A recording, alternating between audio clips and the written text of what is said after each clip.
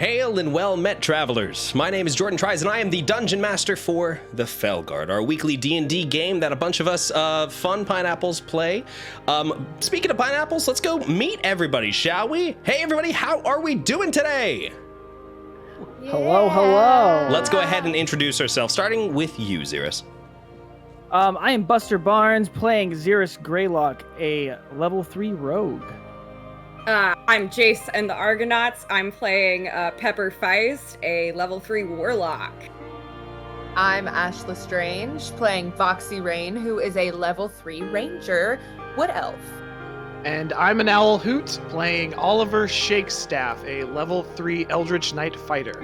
And I am Jordan Tries, a level 31 human bard.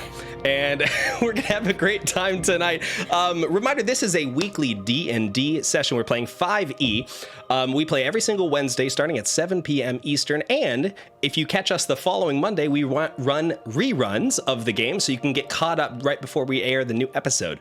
Then every single Friday, we have a new special event for you here on PSL Comedy's channel. This week, we are going to be playing Winecraft, which is a game that me and my good friend, the Bretterman, do, where we drink wine, we have a good time, and we dig some mines in Minecraft. It's a lot of fun. Come join us. We post about like the wines that we're doing, and it's silly. We get drunk on stream. Everyone loves it.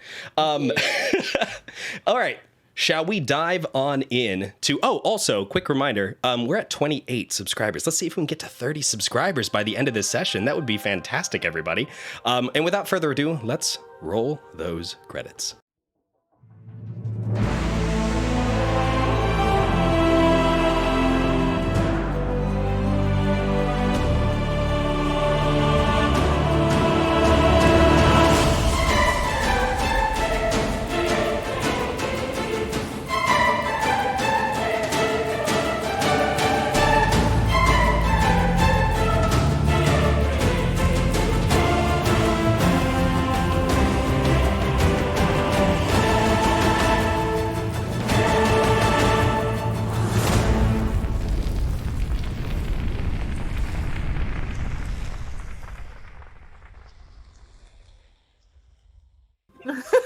Hey, welcome back, everybody. So, let's talk about the previously on the Fellguard. Previously on the Fellguard. I've only had a couple drinks today. So, we got to spend a little bit of downtime with our heroes between the hunts. They moved out of the dorm rooms of the guild headquarters and have spread out across the capital city of Dawnspire. Voxy and Pepper have moved into an apartment together. Oliver is staying at a very, very, very cheap hostel, and Xeris is staying with his uncle. While they were there, Pepper received an odd letter asking them to join a mysterious person for dinner. Once there, Pepper realized the stranger was actually Callan Silverson, the owner of the Silverson Meadery. Callan wanted to thank Pepper for introducing him to a new mutual acquaintance and then offered a book to them, which was a gift from said acquaintance. Once the book was opened, these strange, arcane, and magical runes appeared all over Pepper's arms that glow whenever they invoke a special kind of magic.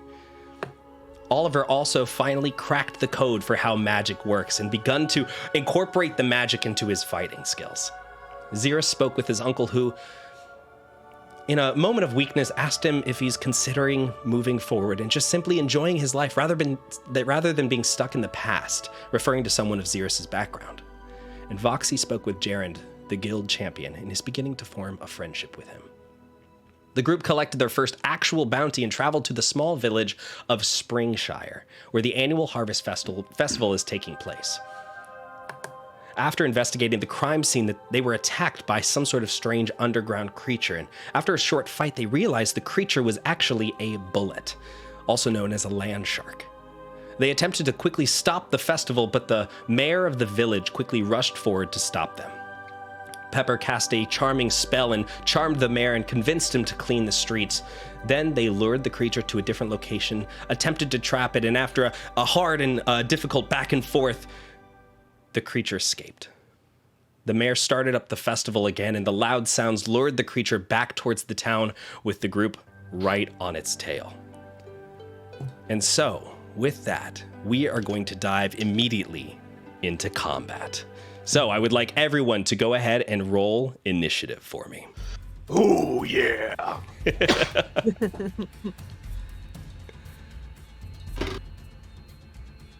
14. 14, all right. 15.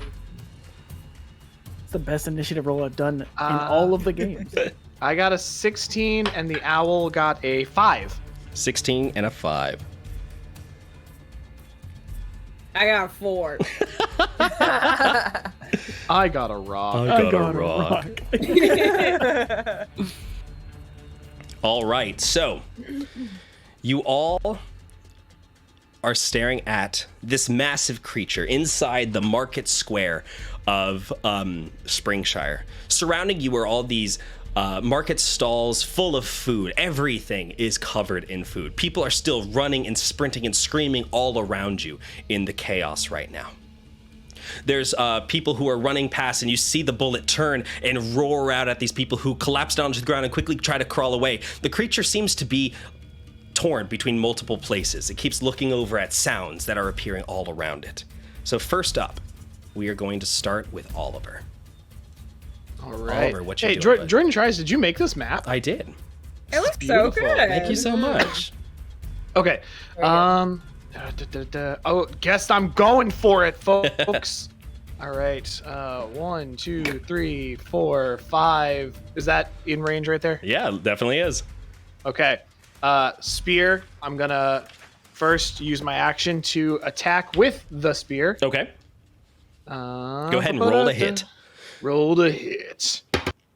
I got a 19. 19 hits. Go ahead and roll damage. So you pull up this spear, you raise it over you. Are you just thrusting forward with it, or are you throwing it? I'm up close. I'm Okay, thrusting. you're within melee combat range. So you're going to just stab at it with this spear. Go ahead and roll damage. 7. 7. All right. And then with my bonus action, I'm going to use the other side of the spear and attack with the blunt end. All right. I rolled a 1. Oh, unfortunately, you take your spear and you try to throw it at the creature, and as you thrust forward, it swipes it away easily with its claw. All right. Okay. All right. Yep, that's my turn. Stand by 1 second. All right. Next Greyhawks! Next up is Voxy. Yes. Okay. I'm gonna go for what I know. Uh-huh. I'm gonna pull that longbow out. Okay, you pull your longbow out, you aim it at the creature. Go ahead and roll to see if you hit.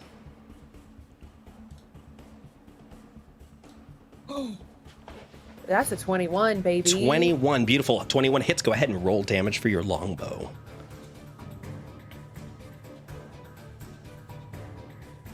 9. 9. All right. So you fire this arrow. It goes whizzing through the air before it stabs into the creature. You see that the armor that is covering the creature's back seems very, very thick. The arrow definitely pierced the hide, but it doesn't seem to have caused as much damage as you expect it to.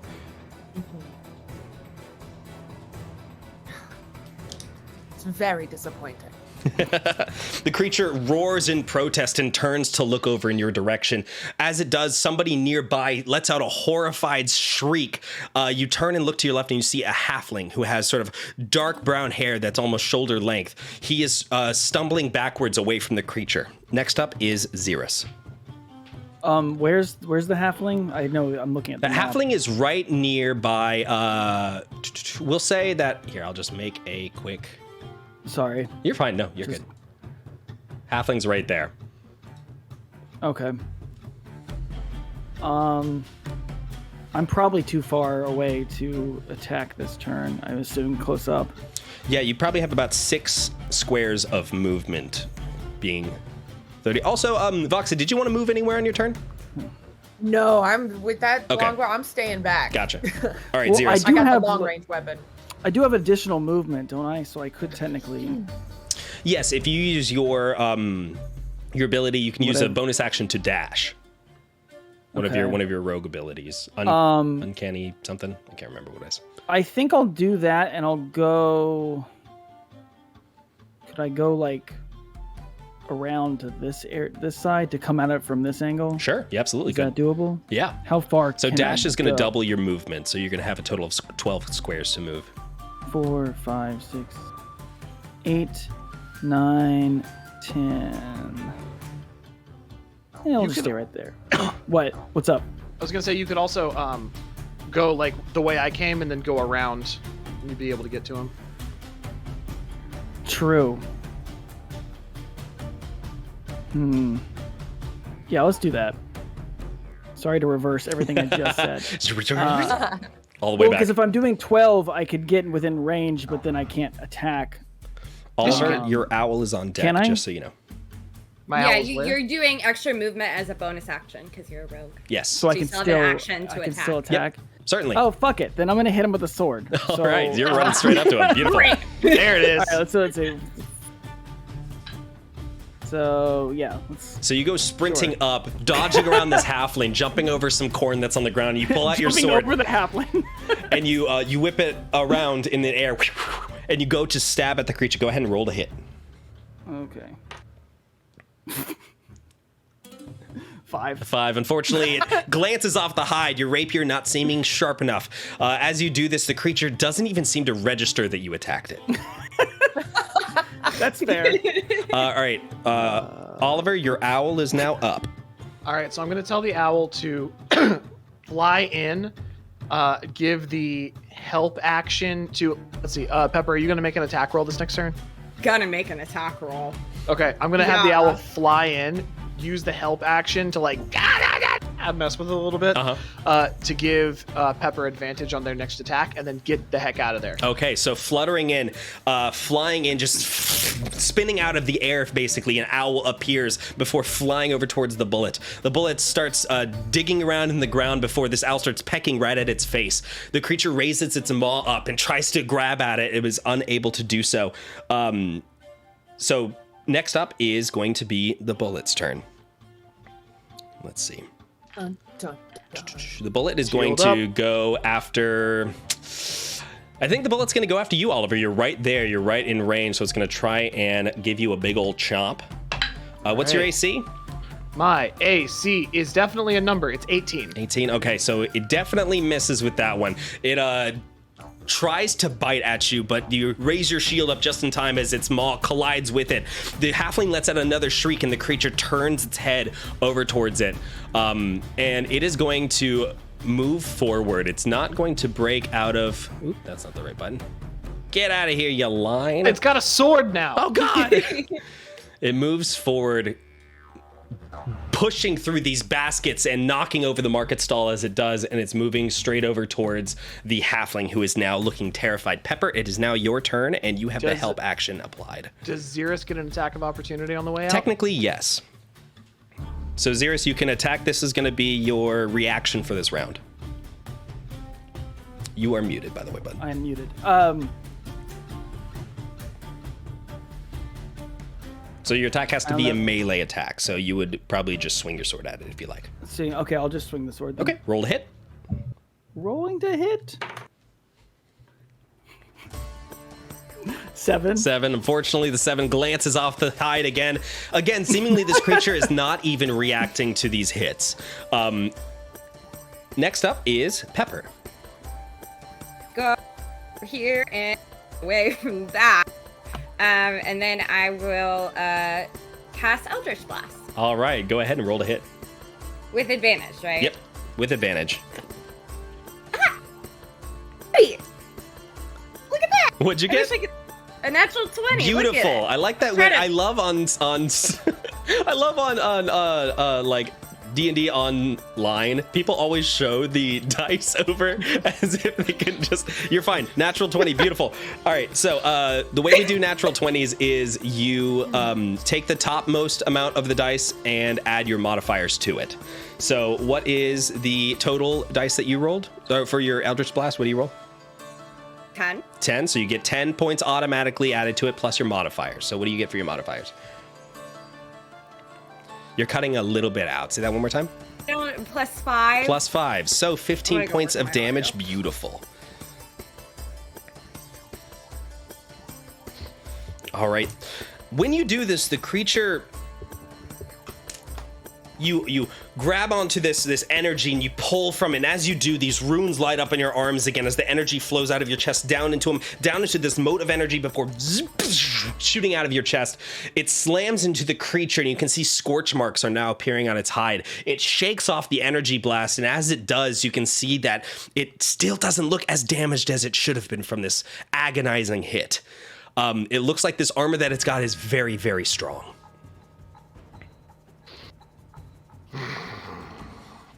All right, next up is Oliver. Okay, I'm going to move right here. Okay. And I'm going to shove the halfling one space to the east. Okay, gotcha. So go ahead and give me a athletics check. Okay.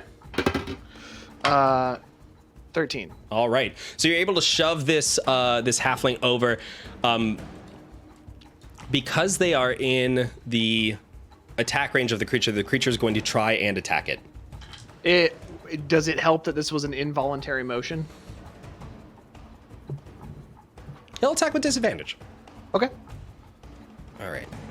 So first attack is not good. Second attack is a nat 20. You're lucky that you rolled with disadvantage. So the creature slams down its jaws right where the halfling was. The halfling screams out in horror as the creature starts scrambling on the ground, moving towards him.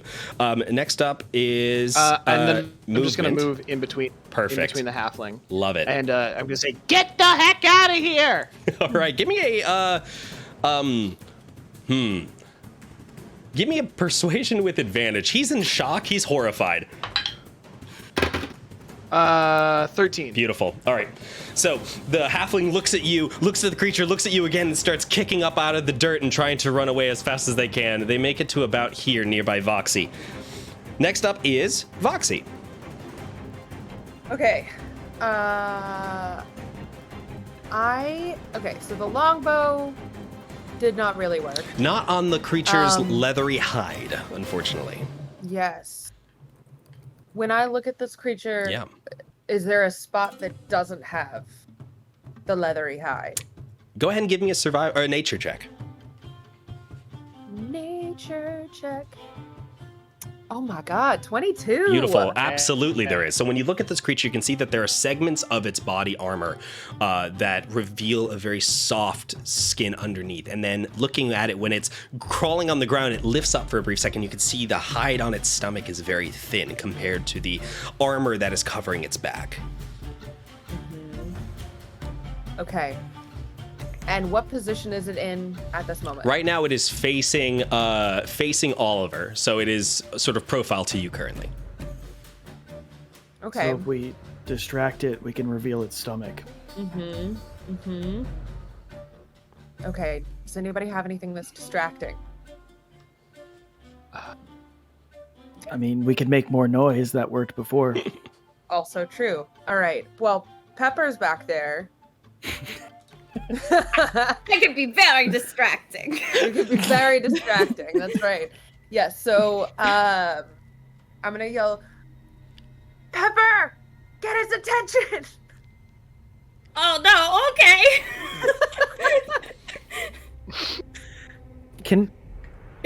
Well, it's not my turn. Yeah. I don't know how this works. I have a move that I want to make after. Okay, so you want to hold your action After until it's Pepper distracted. gets distraction? Okay, so we're going to make that the trigger. Then once it reveals its tummy, you're going to make an attack, okay? So you Yes. have 1 round to do this before this hold action takes place, okay? Okay. All right, so moving on from your turn then, it is Xeris's turn. Can I do my thing and make a noise up and like above its head? Using that a- thaumaturgy? Yeah. Yeah, you absolutely could That- try, yeah. So then I'm not going to make you roll anything for this. So you cast your thaumaturgy. You wave just your kinda hand want- in the yeah. air, and as you do, these sounds. What's the sound that distracts the creature? like thunder or something that would make sense to come from the sky. Okay. I guess like some sort of. You make this booming- loud sound of thunder that appears directly above the creature, and it is going to do nothing. Look straight up. And as it does, you see it rear up onto its hind legs before like looking and biting at the air above it. Pepper, Voxy, this is a trigger for you. If you'd like to go ahead and roll to see if you hit its underbelly, go ahead and do so. Teamwork, baby. 14? 14 hits. Go ahead and roll damage. Let's go, Bagel. 7. 7? Yes. All right. So, you fire an arrow out at the creature. As it lifts up, it's shaking its paws and snapping at the air directly above it. You pull back your arrow and fire it. And as you fire it, goes right into its stomach. It lets out a roar of pain as this dark black ichor starts to pour from the place where the arrow struck. You see it scratch down. As it scratches, it tears at the arrow and pulls away from its skin, leaving a massive gaping wound. That looked like it hurt it very badly. Next up is, are you wanting to move anywhere? Yeah, I think I'd like to move. I'm gonna counter. How far can I go? You can move 6 squares. You have a speed of 30, I believe. I think I'm just gonna move to here. Kind of get on the other side of it, away, around from Oliver but between it and Pepper. Okay, sounds good. So you get over out of the way a little bit. You can see this halfling is still trying to run as fast as they possibly can, but they are terrified. Next up is Xerus. Or excuse me, Xerus, you just went. Do you want to move anywhere? I will move in the direction of the halfling to get in between the halfling and me. If that makes sense. Get between the halfling and the creature? Yeah. Gotcha, I understand. Is that cool? Yeah. No, perfect. So you run in and you block the creature, the halfling from the creature.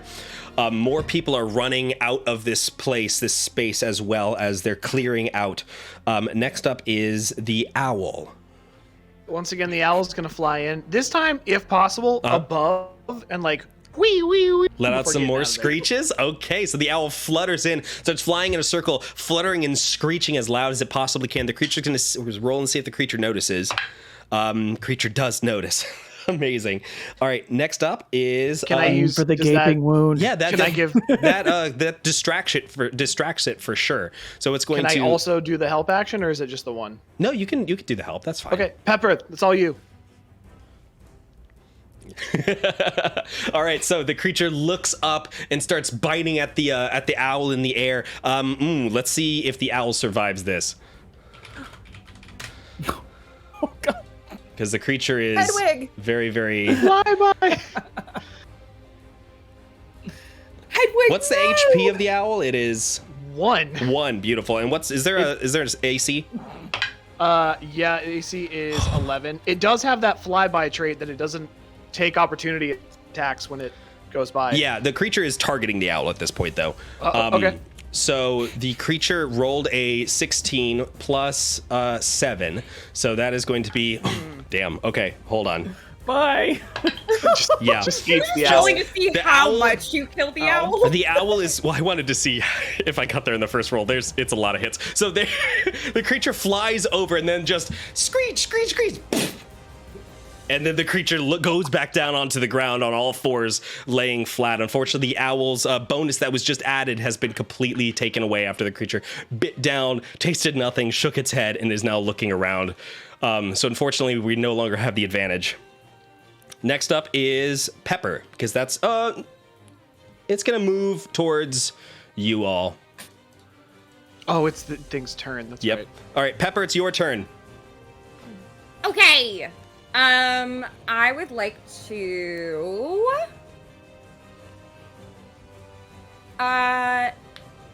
Yeah, I want a minor illusion. A really big, like, fucking juicy fat chicken. And it's doing kind of what the owl did. But it's going around and it's being like very much like, do you want to eat me vibes. Over its like head, so it'll do the same thing above. Yeah. Okay, let me look up minor illusion. and double check some stuff real quick.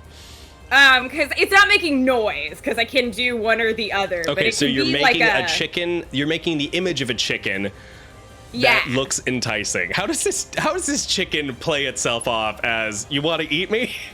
Like, it's like, I don't know, it's like really like plump and it's like jiggly. I don't know. Like, Really what do you showing want off from all me? of this chicken's curves.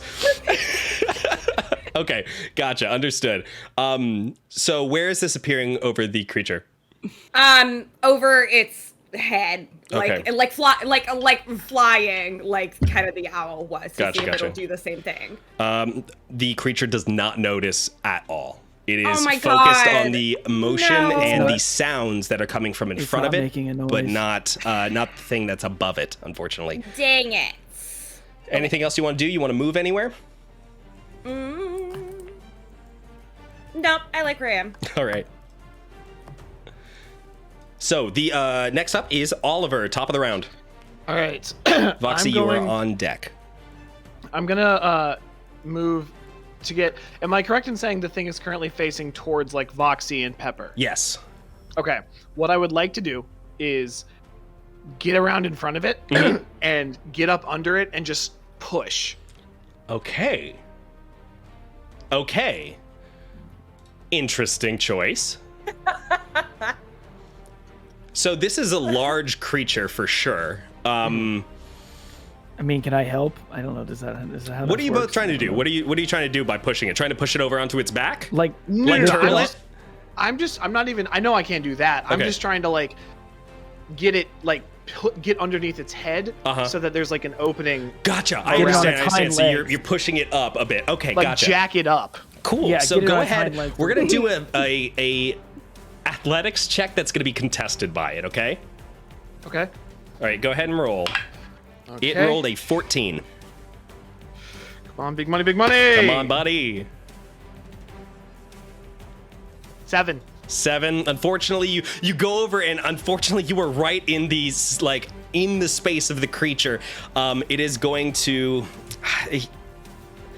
I've never had to deal with somebody invading the space of a creature before. You know what? So you run underneath it, you grab onto it, and you start pushing up as hard as you can, and then the creature just pushes you down, and you are going to be knocked prone under the creature. Next up is Voxy. You're not going to take any damage from that, but you were knocked to the ground, Oliver. Got it. So Voxy, you look over as you see Oliver run into the creature. Wait. I want to action surge and try again. Fuck yeah, do it. Nice. Yes. This time is a 12. Wait, yes, 12. It rolled a 9, so it knocks you down to the ground, and you grab onto it, and you go, ah!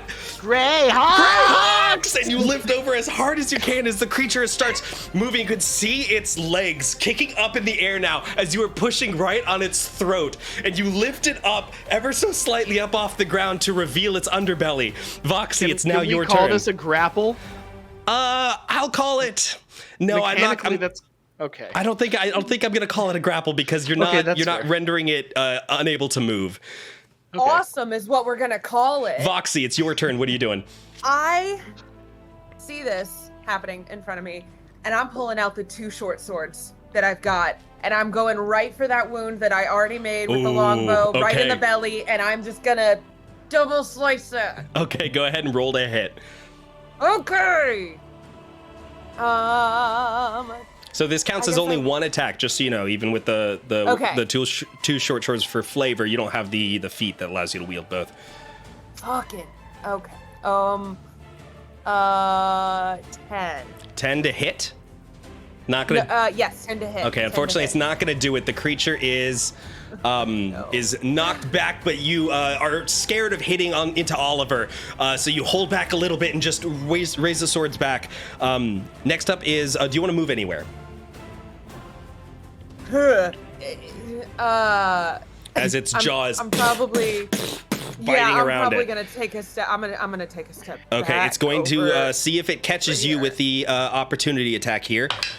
Well, it misses completely as you just step back out of the way as a jaw clamps down right where you were. Xeris. You're up. Is it back down on its all fours? No, it's still being held. It's not going to be able Still to do being anything held? till its turn. Okay. If that's the case, I'm going to stab it straight into the open wound. All right, go ahead and roll to hit. 15. 15 hits, roll damage. And you have sneak attack You because I'm right here. You do. So add your sneak attack bonus. So, what's that? So rogues get a sneak attack bonus Yeah, added hit to. me. It's gonna be a 1d6. Yeah. No, it's gonna be 2d6 at 2d6. level 3. Beautiful. Okay, so 2d6 on top of the damage for Yep. the item. Let me look up what the sorry. Okay. So 7 plus 2. Okay, it's 9 for the initial. And you said 2d6? Yep. 4. So 9, 10, 11, 12, 13. 13. 13. God damn. All right. 13 total. Yeah. Yeah. I just All right. So the creature is now still being held up by all fours. That's by its front two legs. It's kicking its legs, trying to scratch and grab at Xerus. Yes, that's fine. Or not Xerus, excuse me, at Oliver, who's underneath it. Oliver, I need you to give me a dexterity saving throw. Actually, you know what? He's going to just try to attack you because you're right there. Okay. No, we're doing this. It's trying to break free of your this contested strength thing. So let's go ahead and roll athletics. All right. Ooh. Big money, big money. All right, roll a 17. Yeah, I didn't. So the creature pushes down with its foot, catches you in the arm. You lose a hold, collapse down. You are knocked prone again, and the creature's going to attempt to bite you. You are prone, so it's going to have advantage on this hit. First one is a 19 to hit. Second one is a 14 to hit. The 19 we're going to take. Oof, buddy. All right. Shield. All right. Do you cast shield, the spell? I cast shield. All right, so yes. that adds what, +5? +5. All right, so is that +5 added to your AC? Yes. So it's missing the attack, that's what you're saying? Yeah, because of this, until the next turn, my AC is 23. Beautiful. Okay. So the creature goes to bite down. You can see its jaws are now dripping with this saliva, and this Throw my shield up and like the silvery magic like just... gold energy coalesces around you and creating like an egg around you as the creature cannot bite through it. That's going to be its turn. Next up is going to be Pepper. Oh, I have no good line of sight on its like underbelly thing, do I? No, currently not. If I laid on the ground, would I? If you lay it on the ground, I think you're going to have disadvantage for your attack. Because it's a ranged attack. Then I will hold my action to cast Eldritch Blast. Okay, we are at the when bottom it of the says round, that. I will say. Okay. I don't know, I'll take the disadvantage. Okay, Let's see yeah. what happens. So you Let's see what drop down happens. to the ground, you hold your hands up, this energy, and you fire it at the creature. Roll to hit. Wow. I rolled 2 19s. Amazing. Wow. Okay. That hits. Roll damage. Jeez. And that is 11 points of damage. Beautiful. All right. So doesn't cause as much damage as you initially imagine it should, but it still blasts the hide off the creature. You can see some armor go flying off, leaving a singed mark on its back. Next up is going... Oh, I thought I was taking the disadvantage to lay on the ground and try to get the underbelly. Oh, gotcha. I understand. All right, so with If that... that's not something I can do, then What was the that's total fine. you said? 11? I said 11. All right. The creature... Beautiful. Creature is looking very, very wounded at this point. It gets blasted in the side. You can see revealing rib cage on its underbelly. This charred meat, this smell in the air, it's mixing with all the food around you. And honestly, it smells kind of good. You see the creature like push off of Oliver and is going to try to escape on its turn. Next up is Oliver. You okay, are so we're still back at the knocked top? prone. Yeah. Okay. Do I have any kind of, like, am I in a position where I can get at it while I'm down here, or do I need to stand up? If you were to attack it from where you are, I think I'm going to give you disadvantage. Getting up will use half your movement, but you could get up and stay within its range. You wouldn't get an attack of opportunity. I'll say that. Okay. It's also not focused on you right at this second. Got it. If I stand up, am I not able to, like, get underneath it? I'll say because of your proximity to the creature, you can probably get its neck or something. You're right underneath it, so you'll be able to get fairly close. That's what I want to do. I want to rise up Rise up. like, stick my spear on the shield and just... All right, go ahead and roll a hit. 16. 16 hits, roll damage. All right. 9. 9, all right. And then I want to use my bonus action to pull it out and do the same thing with the underside. Okay, so Like pull, flip, pop. you stab the spear up into the creature. It stabs right into its throat. There's this gurgling sound as this flood is unleashed from the wound of this black goo that pours out of its neck, covering you. You wipe it from your face, spin around, and stab forward again. And Oliver, could you please narrate the death of this creature for me? Okay. So I'm on the ground, and I stick the shield, the spear and shield. And so what I do is, like, take the shield to sort of pop its neck up a little bit, and then in the opening of, like, the little curve of the shield, the spear just comes, and then, like, push, and then keep pushing, and just, like, drive it in there. The creature struggles as you basically lift it up off the ground. Oh no, we lost Xeris. That's okay. So the attack pushes him up off the ground. The creature's legs are kicking as hard as it possibly can, and then there's a crunching sound, and the creature's body goes limp and collapses down on top of Oliver, who suddenly gets buried by the creature and disappears, vanishing from sight. Can someone get, please?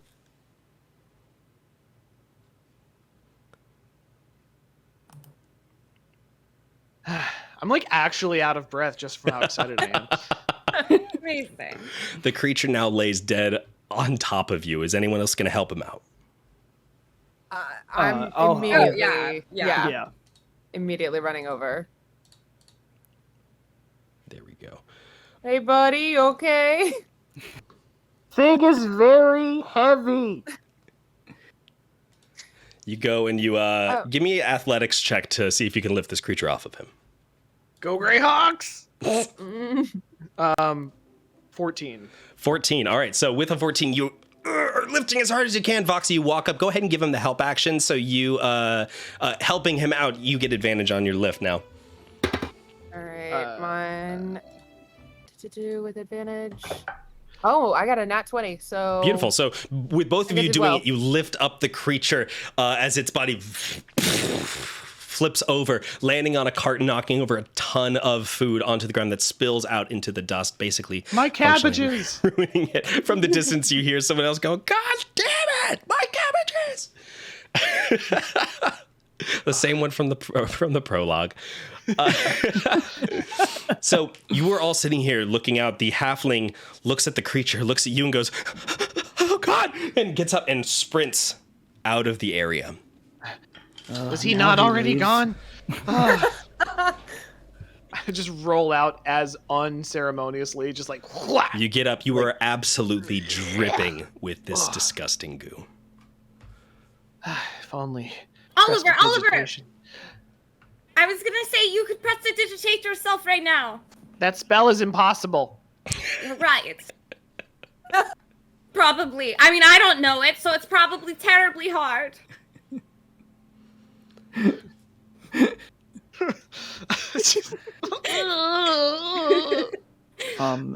I vote that we just make the mayor clean this up. I like that idea. I mean, yeah. I'm just going to grab the nearest piece of cloth and start wiping myself off. You do so, and as you do so, you hear in the distance a voice call out. And the voice says, "Hold where you are!" And walking up out of the town into the clearing is the mayor. He is flanked on either side by guards.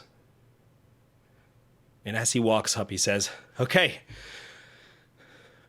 we don't want to make this harder than it needs to be. 4 of you, get down on your knees. You are all I'm sorry, under what? arrest for disturbing the peace. And you," he points at you, Pepper, "are under arrest for using mind-altering magic on a government official." As you are all standing here, you hear noise around you as 5 or 6 guards appear in the clearing in the area and begin encircling you. You do realize we just saved your life, Oh, right? I don't want to hear it, okay? We could have handled this ourselves, but you 4 had to come in here, cause a huge ruckus, destroying the festival. This is a very weird way to say thank you. I don't need to say thank you. I didn't want you here. Guards, Oh, you wanted the monster here. Arrest them. You wanted that? The guards approach you, and when they get to you, they are going to attempt to put manacles on you. Do you I'm allow for sure them, just or are going you to gonna fight dodge them? and get... Okay. for sure. I'm gonna turn to Oliver and go, call the Fellguard. I don't think I still have that. No, you don't have the stone. sending stone with you. Oh, we don't have that anymore? Nope. I thought I- we had that. I'm gonna say I have a strategy. Xeris, Just go with go it. ahead and give me a dexterity saving throw. Okay.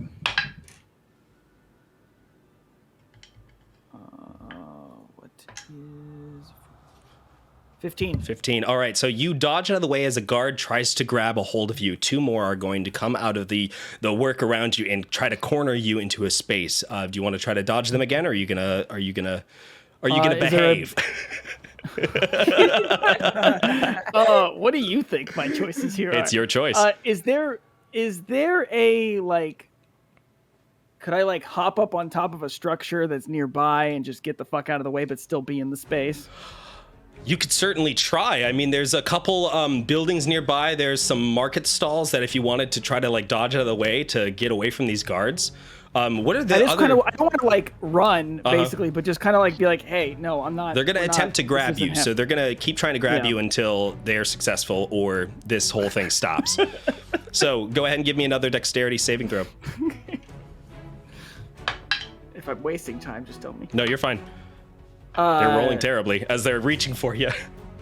This is a 23. Okay, so they reach for you. You jump over top of them and land and roll on the ground and move to another area of the clearing as they slam into some fruits and vegetables in a cart. The other 3 of you, what are you doing? As the guards are coming up to you. I'm gonna let them manacle me. Okay, Yeah, I'm letting it happen. the 2 of you get manacled. Voxy, what are you doing? I wanna Oliver, where or not Oliver, Xeris, where did you go? He has Which dodged direction? out of the way. It is still in the area, but he is trying to I'm dodge these just- guards. I'm just dodging, but not like running. I'm gonna reluctantly let them manacle me. Like I'm gonna put up a bit of a fight, but I'm not gonna fight too hard. Okay. Because I trust Oliver. Okay, the mayor is now pointing at Xeris, yelling at guards, just basically be like, grab him, what are you doing? You're letting him get away! As you get locked up with these manacles as well. All right, one more time. Xeris, give me a dexterity save. Ooh. Shit. Finally. 7. All right, they beat you at the 12, so Yeah. they grab onto your foot as you try to jump, and you slip and land right in a large cart. A bunch of large large wheels of cheese go tumbling out of the cart onto the ground. You are kicking at them as they drag you out of the cart, flip you on your stomach, and manacle you with your arms behind your back. They lift you up, and they are going to bring you over towards the rest of the group. You know, if you had helped, we all could have escaped. I don't think that that's true. Oliver has a plan. Shh. Right. Yeah, does it involve a tree? Because the last 2 Stop it, times the tree involved plants aren't good. Stop it. The mayor looks over and says, guards, take them to the prison cells, please. We'll review this soon. I'm going to reach out to the knights. They will for sure hear of this. Take them away. The guards lift you to your feet and take you through the town. As you move through the town, you are being guided people are looking out of their windows, peeking around corners, watching you as you go. Some come out into the street to just watch a group of halflings all staring at you as you are led into the prison cells. You are brought over towards a large courthouse-looking building, a very government official-looking building. When you are brought to it, you're led inside, taken down a flight of steps.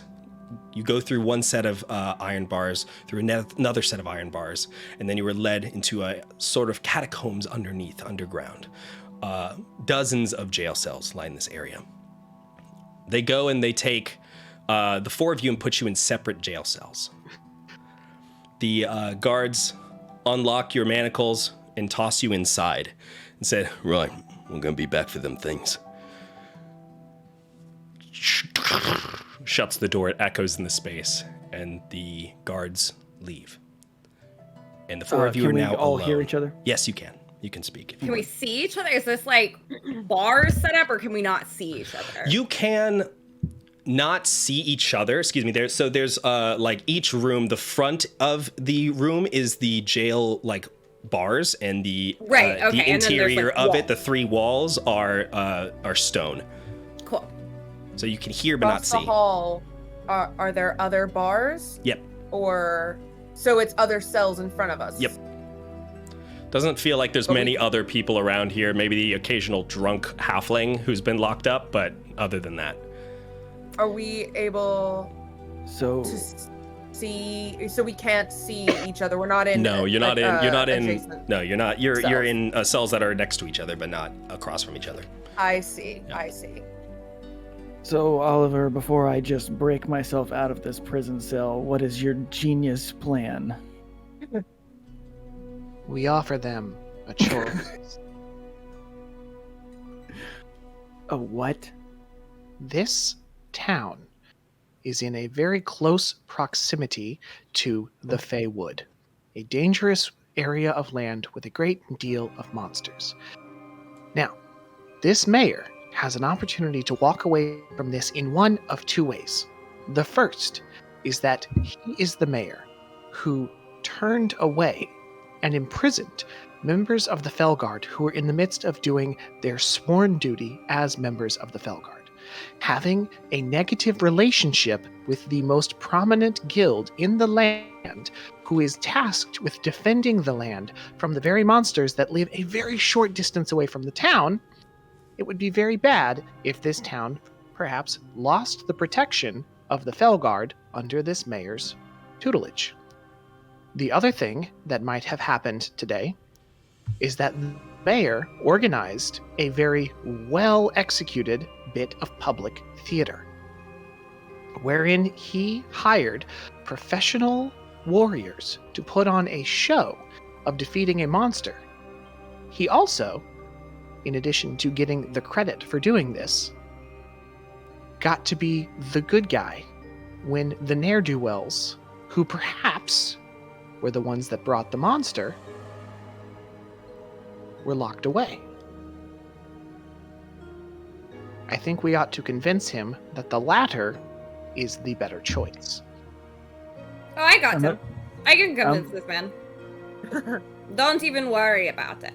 I'm gonna be honest, I was only listening to half of that, and I just got distracted by the... Did they take stuff off us, or can I No, just be not like yet. literally You like, haven't. You haven't. messing with my thieves' tools? Just Jordan, can Yeah. I take the pouch that's on my side and like hide that somewhere like better on my person? Sure. Yeah. Absolutely. Go So ahead and like give that? me a stealth check with it. We'll just call it that. Okay. Somehow I think we're fighting a losing battle here, and also there is one person in town that can vouch for the fact that we saved them. Unnatural 20. Amazing. You tuck it right back into a place that right behind you, tucked into the back of your belt. It is Okay. easily out of the way. They're not going to find it on a pat down. It's very, Great. very easily hidden.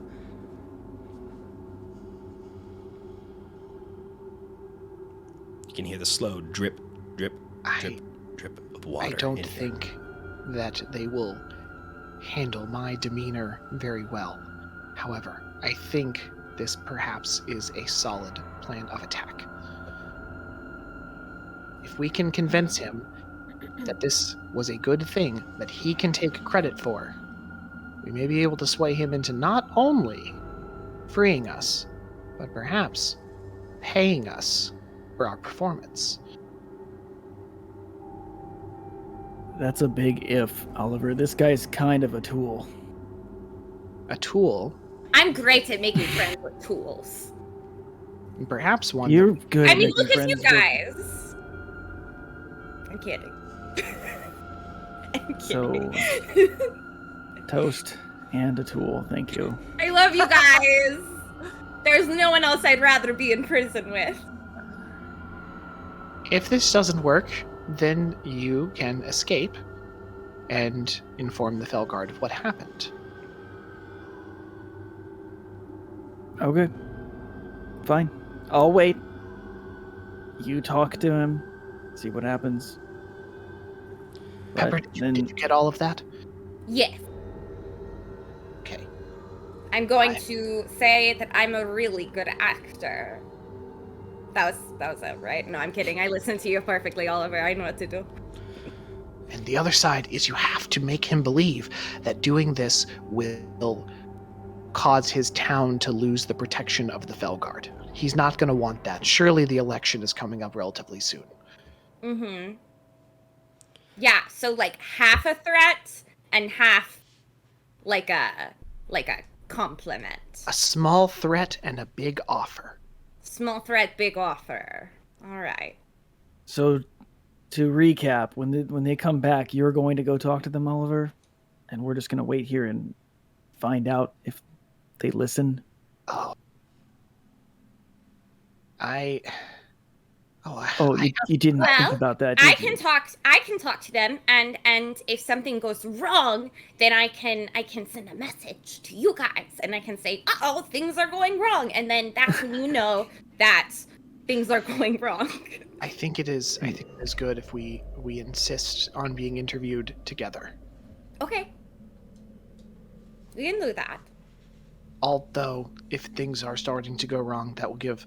If Xeris is here, that provides an extra opportunity for him to escape while everyone is distracted. Perhaps not. Yeah, perhaps one-on-one. I think that's smart. Or we just have 2 and 2. A couple minutes pass Because by I can... as you are all sitting here discussing this. And eventually there is a clanging of metal on metal that echoes through the space. And you hear footsteps.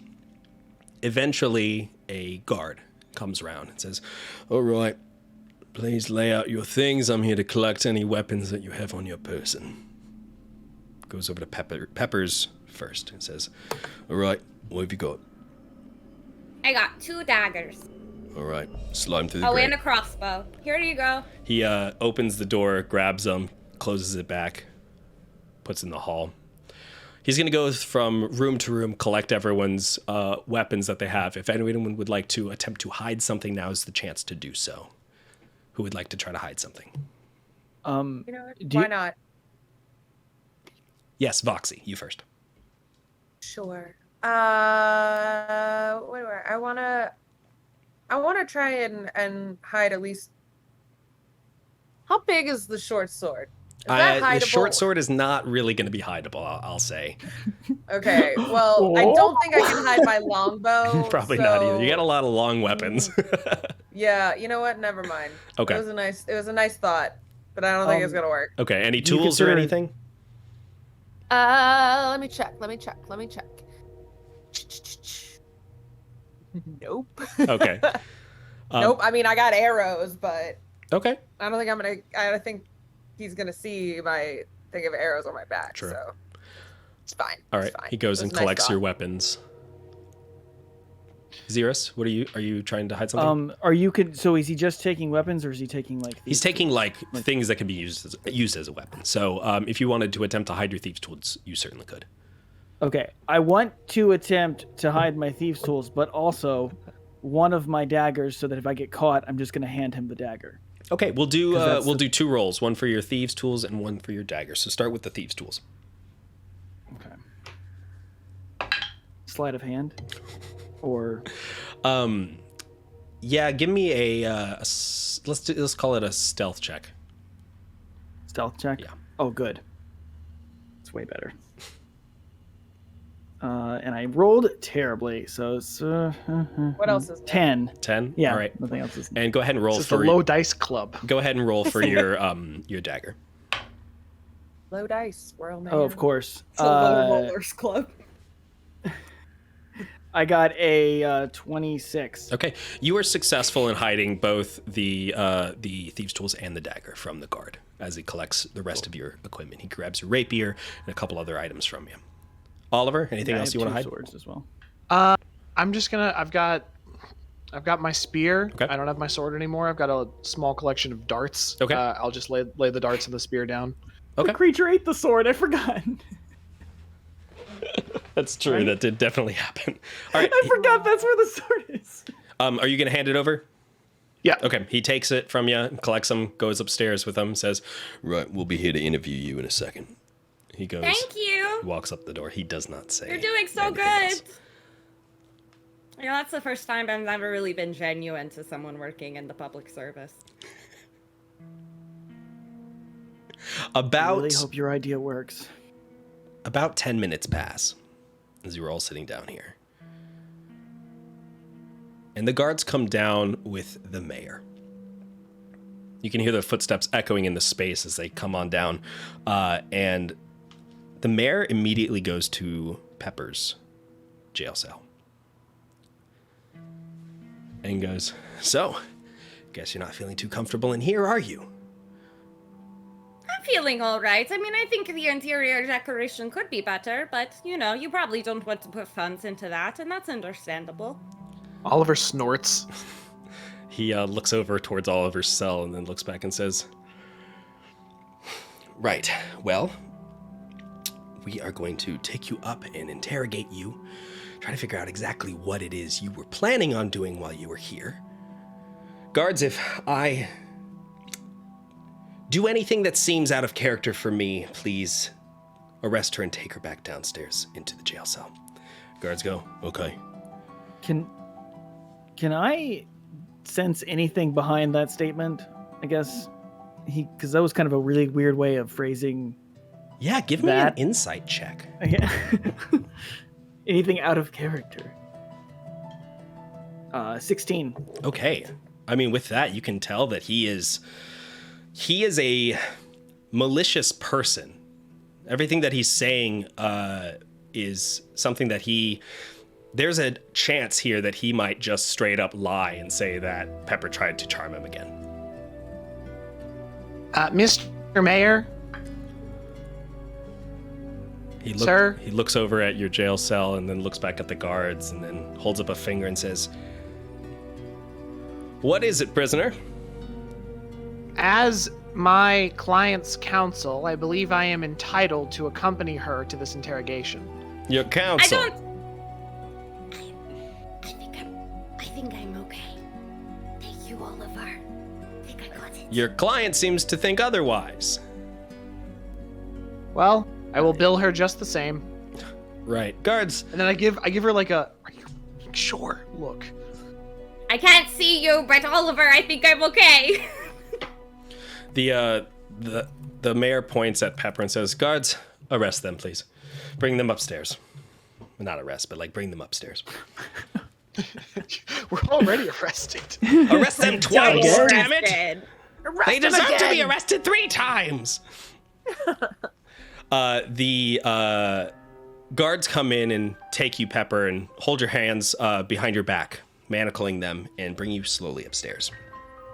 You make your way into the mayor's office. It's a large office full of like books and all sorts of trophies and very, very like gaudy, bright red and golds and all these colors that sort of match the Harvest Festival. There's a bunch of sketches all over the walls that show the mayor in front of the Harvest Festival sign with different years underneath each of the Harvest Festivals. He goes and he sits back behind the chair and looks over at you and says, "So, I'm curious, what exactly did you think was going to happen after you used your magic to hypnotize me?" So, what I wanted to happen was for you to not be in our way for an hour so we could hopefully, take care of the monster. And we did take care of your monster. I mean, we did do that. You guild members are all the same. You think that the ground you walk on is holy, that you can just do whatever it is you like. You think you're above the law, above my law, do you? Oh, I don't like being part of the guild. Oh, no, I'm so sorry. I don't like the guild. I totally get what you mean. Everybody in the guild is all like, oh, I'm a monster hunter. I'm so pretentious. I can just do whatever I want. No. I think you are right here. I just kind of have to, sometimes you just have to go along with it. You know what I mean? I am sorry. I don't feel great about what happened. And I know it didn't look good for you. And I really do feel bad about that. I hope you're able... I totally get what you're doing here, making sure that, you're keeping in power and the townspeople don't know, that's... But yeah, I feel bad. We definitely compromised your whole festival here. That's a big deal. Compromised especially for a is... small little town that nobody knows. Compromised is a very kind word. Ruined would be another one that I would use. Destroyed. All this public property, everyone in this town works so hard year in and year out to put on this festival. Mm-hmm. And you just came in with your little buddies and just ruined the place. Mm-hmm. How much money does your harvest festival make per year? It is the biggest event that we put on and the most amount of money that we make. It holds the town over year to year. Oh, the tiny little festival? It's the largest one on the East Continent. What are you talking about? I just feel like it could be so much bigger. I feel like nobody knows about this town. But, there's a lot here. Plenty of people have heard of Springshire, okay? Where are you getting at with this? Well, I'm just saying that I think you are someone who's a lot like me.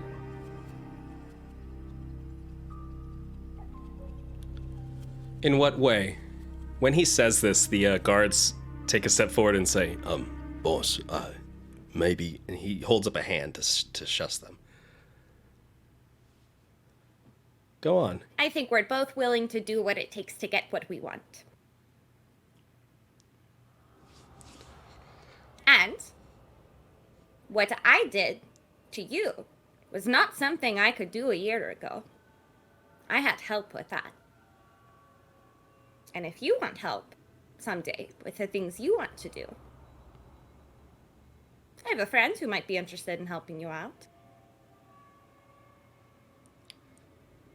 Give me a persuasion roll. Okay. 23.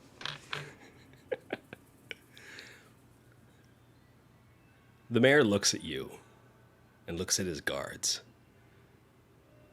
and then looks at you again and goes, I'm listening. And we are going to now cut back to the prison cells where you all are sitting there quietly. You can hear the soft bloop, bloop, bloop of some drip of water somewhere in this dark prison. I'm gonna read a book. Okay. You reach into your bag, you pull out a small little tome, and you flip through Are it. you saying that out loud? Yeah, I'd sit in total silence, and then now seems like as good as time as ever to read. And then I just open my bag and dig through all my possessions. Oliver. You have another book? Yes. I will pull out a second book and try to fling it around the. No, mage hand. Wait, are there guards? You don't know. From your position, you can't see. Okay. I'm gonna. Are we in adjoining cells? Or is Xeris in between us? You are in adjoining cells. I for sure hope that I'm. Yeah. It's Pepper, Oliver, Voxy, Xeris. Oh, then this way. Oh wait, no, it's flipped on stream. I was right the first time. Oh wait, yeah. There you are. Oh no, wait. There we go. Oh, we did it, everybody. Through the magic of technology, we can pantomime handing a book to someone. I definitely handed you a book that is like, it's one of my favorites, but it's really dense and really boring. It's like a military history book. Is this in a language that I can read? Yeah, it's in common. Okay. Is this a book that you read often? It soothes me when I go to sleep. I thought it would help your mood now as well, in giving our trying situation. Definitely is gonna help me go to sleep, that's for sure. I don't think we should be going to sleep. I'm just gonna be moving about the cell. Like, can I just like analyze it and find its weak points? Give me a. We're gonna call it an investigation check. Okay. Investigation. 13. Okay, so looking around the cell, you can see that there's not much in here. There's a small cot. There seems to be a bucket in the corner. There's no windows, no nothing. As you look around the space, you can see that the bars look to be not in great shape. It almost feels like a strong enough shoulder check might be able to knock them loose from the stonework that is holding them in place. It's pretty much as much. Xeris, would you like a book? What do you think the answer to that question is? I have a martial arts manual. It is very abundantly illustrated. I'm good. Okay. While you are all sitting down here, you hear a sound. Scuffling of feet. And then there is a sound of a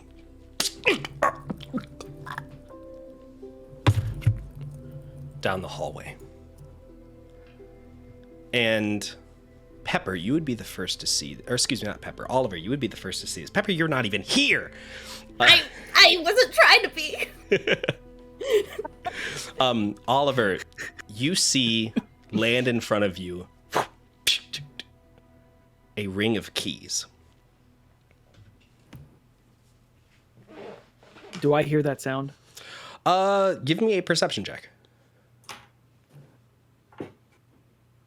Perception. 19. Yes, it definitely sounded like small clinking metal landing on stonework. Oliver, if that's what I think it is. What do you think it is? Keys. Do you see them? Do I see where they came from? They came from up the hall, towards where the guards left. Like look out the window? Yeah, look out the give bars? me a, you know what, give me a dexterity check. Okay. 3. You peek your head trying to see, but your head won't fit through the bars, unfortunately. Okay. Can I reach them? Just barely out of your reach. Oh, well, that's too much work. Mage hand. This hand appears, this golden gauntlet reaches over and grabs the keys and brings them to you, and you grab them. Foxy? What? Would you hand this to Xeris, please? Hold on, Wait, I'm reading this book. Just kidding. More important things on the Really mind. good. It's getting really good. Okay. And they take the Why- keys. Oliver, you can just let your... Oh my god. I'm just gonna like heavy sigh as I Word. take the key. There you go. You hand them across one by one before handing it over to Xeris. I'm for sure just gonna go over and unlock my cell. Okay. The door opens up and you step out, and you can see now, looking out the hallway, you see a body lying at the top of the stairs. And for a brief moment, there is a shadow standing up at the top before it disappears down the hall. All right, you guys staying here? Or you coming with me? Yeah, let me out, please. All right, I'm just gonna unlock hers. Oliver. This is a large deviation from our original strategy, but we must adapt. Yeah. Good answer. And then I'm gonna unlock his, and then I want to immediately go pat down the body that's on the ground. Okay, it's a guard. It's just a guard. Yep. Okay. They don't have anything on them of worth other than just the appointed weapons and the armor that they were carrying. Someone is helping us escape, and we need to find out who it is. And then I'm just going to take off in the direction of the person as sneakily as possible. Okay, roll me a stealth check. Stealth check. 16. 16. As you run around the corner, you just for a second stop as you see 2 more bodies of guards. And you turn and you peek around the corner just in time to see the figure disappear around another corner. Just seeing Are we following him? the briefest 1 second. Just seeing the briefest moment of their foot going around a corner. Voxy, you can follow if you'd like. Mm-hmm. Both of you are out of your cells. I'm definitely I for sure following. didn't give you the option. I just darted off. So. Voxy, you get up to the top of the stairs and you walk past the guard's body. And you can see that they are lying there, eyes wide open, throats slashed. Blood is pooling around them. And you blink for a second. And for the briefest of moments, you see your younger brother. And then you blink again. And you see the guard's face. We're going to cut back now to Pepper, who is up in the mayor's office as the mayor says, I'm listening. So, let me do this. I grab pens and paper off his desk like I fucking own it. Or like a quill or whatever fantasy nonsense you write with. It's a quill and inkwell, sure, with some parchment. Yeah, I'm sure. And I write down a name and I slide it to him. And I go, look. You know the Silverson Mead family? He looks at the name. And you can see that his eyes grow wide. And he goes, oh gods. I'm sorry. I'm sorry. Here, guards, undo the manacles. And the guards go over to you, Pepper, and unlock them. And you can see the mayor stands up and he pulls out a small metal object from his breast pocket. And you can see holding in his hand is a small compact mirror with a chain. I reach into my pouch in my back and I pull out my compact mirror. He goes, Callan said that there were others. I didn't know how many. And he puts it back. Oh my god, Callan recruited you! I recruited Callan! I spoke with him a couple weeks ago. I'm so sorry. If I had known, I never would have. It's okay. I'm not gonna get you in trouble. Okay. I'm just so excited to meet more people involved. Oh. Sorry, we got to blip in your business and stuff. Hopefully it's we can fine. figure all that out. We can figure this out. We can cover. This is fine. Okay. So you're fine. Your friends are fine. Let's go. Let them out. Okay. Holy! This was all a big misunderstanding, Mr. Mayor. The mayor goes. He leads you over to the door, and he opens it just in time to see a guard run up to the mayor. And the guard gets up real close and says, something happened. And then you hear, and you see him like stop for a second before collapsing down to the ground as you see a dagger is sticking out of the back of this guard's head. You look past into the hallway and you can see a leather-clad figure standing back there. The figure then turns and sprints down another hallway, disappearing from sight instantly. The mayor goes, shit, guards! And sends them out into the hallway. He grabs onto... Oh, do you want to run? Oh, okay. No. If he's gonna grab onto me, then we'll do this. He grabs you and pulls you back into the room and shuts the door and says, "Are you okay?" Oh, I'm fine. Are you good? You seem anxious.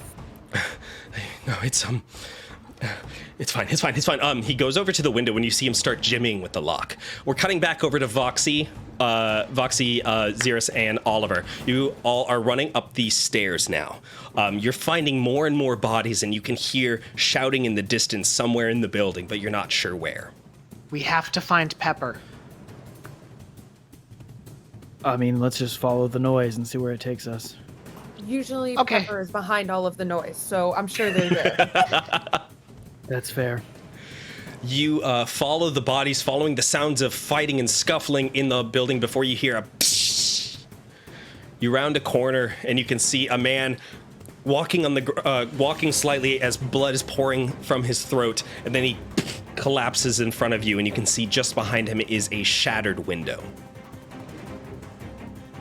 We go run up and look out. I'm gonna for sure go look out the window. You look out the window and you can see sprinting into the town is a humanoid figure running completely covered from head to toe in leather armor, wearing a hood and a cloak that is flowing out behind them. How easily can I follow this person? It's going to be hard. It looks like you have gone up a bunch of stairs at this point. It's a 2-story drop from where you are to the ground, and they are quickly disappearing into the town. I'm just gonna say, find Pepper, make sure they're safe. I'm gonna track this guy down. I'm just gonna jump out the window. You jump. Give me an acrobatics check. Oliver, did you want to say something before he jumps? I was gonna ask, did we find where they took our stuff? No, not yet. Okay. All right, acrobatics check. You can take care of that, Albert. What are you? Hey! Whoa! 16. 16. You roll as you land on the ground and you get up into a full sprint, chasing after this ironclad figure as they disappear into the town itself. You're following the footsteps. Go ahead and give me a survival check. Okay. Damn. Killing it. 21. All right. Nice. You follow the footprints, and then you can see that the footprints end at a box, and you can see the blur of a cloak disappear over a rooftop. Is it the doctor? I'm just gonna climb the roof. I'm gonna fall up the roof. Okay, you go up there, and now you're leading a rooftop chase. You can see the figure in the distance leaping over these buildings, going from across alleys from building to building. They are very skilled. When I get within range, I want to try to toss my dagger at him. Okay, go ahead and roll non-lethally, but like okay, like a tripping, like a that hurt. Okay, shit, gotcha. Slowed down kind of hit. Okay, go ahead and roll the hit. I'm going to stab you. Like a warning dagger. For a throw, what do I do? Add your dexterity modifier. Okay. Okay. Nat 20. Oh my god. You take your dagger, you flip it over in your hand, and as you throw it, it goes catches the ankle of this figure who you lets out a as they slam into the ground and then slide on the rooftop and then disappear from view as they fall down into an alley. We're now cutting back to Voxy, Oliver, and Pepper. So Pepper, I'm just checking doors. We're not together yet. No, so right? you two are still, you two are not with Pepper yet. Pepper, you guys are checking doors. Pepper, you are in the office with the mayor, who is quickly now going for windows and trying to unlock it and open it. As he's doing so, he opens one and goes, okay, Callan said that there were others. They were after us. We need to get out of here. We need to hide now. Oh, they're after us. Yes. Nobody fucking tells me anything. He goes and he opens the door and he goes, 2, 3, and he lunges through the open window and you hear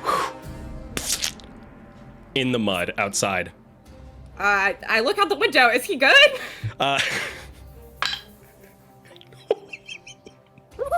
Oh no. Yo, he just rolled a nat 1. No. You look out the window and you see impaled on the fence the mayor, he looks up at you, shaking, blood gurgling out of his mouth before falling limply. Oh, spare the dying is not gonna fix this one. Oh. I'm gonna slowly back away and exit this room. Okay, you exit the room, and just in time to see Oliver and Voxy come around the corner. Hi, the mayor just threw himself out a window and now he's dead, and I really am just, that's a lot to process for me right now. What's happening? I was hoping you would know what was happening. No, the mayor said people were after him. I don't know. Okay, well, Xerus also just went out a window, but he was totally fine and he Oh, took off not running. Xerus too! No, he's fine. He took off running. He's good. It was actually really, really impressive. Well, good for him. He needed Yeah. that. So he's following the person who's been running around killing people, but we don't know where all of our tools are. Do you know where all of our weapons are? Oh no, they didn't show me a tour. But let's go find them. I'm gonna start. Is it? I guess. Can I look around quickly in the mayor's office to see if this is where they're keeping stuff? Yeah, actually, hold on. So, looking in the mayor's office, you can see that off on a table in the corner, there is all of your weapons are pretty much lined up as they've been collected. It looks like they were trying to go through each one of them, sort of catalog what you all had, but all your weapons are right there. Okay. Is there any money? How convenient. Not inside the mayor's office, no. Okay. Can I do a perception check to see if there's anything else important or worth finding in this office? Is there anything worth finding? Yeah, actually, give than our me weapons? a perception check. Jordan, I have a question. Yeah. Did he have the mirror on his person when he? He did. He took it with him. Okay. I got a 16. Okay. You see only one thing that stands out to you, and that is a small slip of paper on the desk. What's on that piece? I'm gonna pick up that piece of paper and I'm gonna see if there's something written on that paper. Is there something written on that paper? Yeah, there is actually. You turn it over, and written in fresh ink is the word Virgolath. Virgolath? Yes, but it's Vurgolath. Virgolath. Virgolath. Does this mean anything to me? Give me a history check.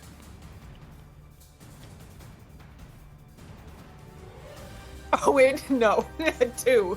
No, this is. I mean, it could be anything. It could be anything from a name to a author to a historical figure to a monster to name of a town. It could be anything. Did you say the name out loud or show it the Yes. papers to us? Yes, I said it out loud. Virgolath. Anything to me? Give me a history check.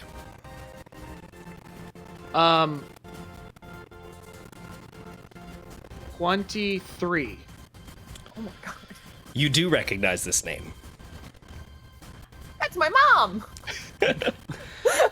This is a name of essentially a creature from folklore. You know for a fact that you've seen it in a book, but you cannot recall exactly what its origins are, but only that this is a mythological creature. Okay. I'm gonna turn to Pepper and I'm gonna say, Pepper, Yes. did you try to get us work as performers next year with This Is the Monster? I tried to get us for work as performers next year with This Is the Monster. Did it work? He's dead. Oh. No. I mean, it was going so well, and now he's dead. So I don't think we booked that gig, but it had been going great. He was gonna walk me out and everything. We were gonna be let free. Okay. Well, It was all a big misunderstanding. yes, exactly. So, we're not getting paid for this job, are we? I mean, if we go back to Ellie? Ellie, if we go back to Ellie, I think she can pay us. But honestly, I kind of feel bad taking Ellie's money. But As do I. I'm gonna just rifle through the desk and see if there's any money. Okay. Give me a investigation check. And while you do that, Actually, no. Let's see what you get real quick. 15. 15. You don't find any money. You do find a wax seal for the mayor. You find some books. You find some quills. You find a schedule. Nothing really stands out, unfortunately, money-wise. Okay, I'm going to grab the quill. Okay. And I'm going to write... I'm basically writing a little note that says that the mayor is paying us a total of 50 gold for the defense of the town. Actually, let's make it 60 so that we can split it more easily. 60 gold for the defense of the town, and then seal it, and then say, that seems fair. Let's go! I like the way you think. Do you... Oliver. I don't want to, like, metagame too hard, but do you use the wax seal? Yes. Okay, understood. So you take that, you melt some wax, you seal it up, you create a small little ledger on the paper, and now we're gonna cut back over to Xerus. Xerus, who's gonna roll badly right now because I'm doing too well. Yeah, right. You round the top of the corner, you can see a blood mark where the figure was. Still moving. It looks like they are very, very powerful. Go ahead and give me a survival check.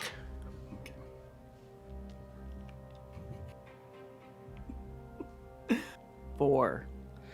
Well, it's because you said it. Yeah, right. You cursed yourself, really, buddy. I put it out there in the world. The D&D god said nope. You look around and you see a scuffle of dirt, but you don't see a figure anymore. Can I retrieve my dagger? Is it nearby? Yeah, you see it in the mud, laying just nearby of you.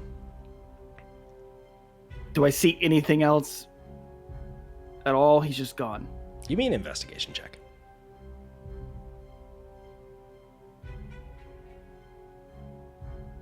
$19. Okay.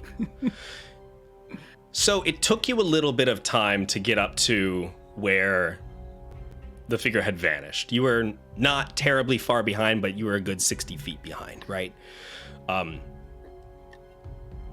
They were gone for a bit as they fell down into the alley. You land down in the mud, look around. You see the blood on the ground, you see your dagger, you pick it up, you wipe it, you put it back in your scabbard. And glancing around, you can see a little bit of blood on the mud, and then a interesting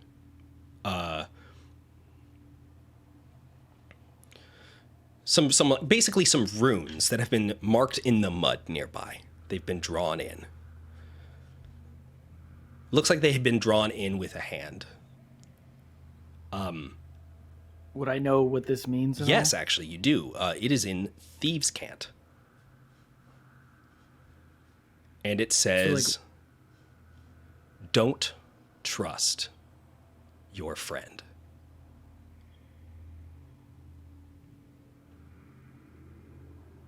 Okay. I'm gonna like wipe it away after I read it. Okay. You do so. Wipe and the then mud clean. And then I guess I'll just make my way back to where I guess the prison is. Yeah, you head on back to the government building, the mayor's office. As you approach, you can see a group of people all sort of grouped around the left side of the building, looking at something. As you pass by, you can see the mayor's body atop the fence, impaled right through the midsection. A small He should mirror. have closed the beaches.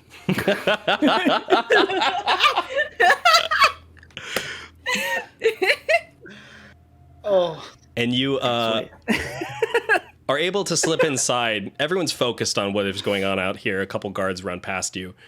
And you slip inside, and after a little bit of looking, you come across the other three.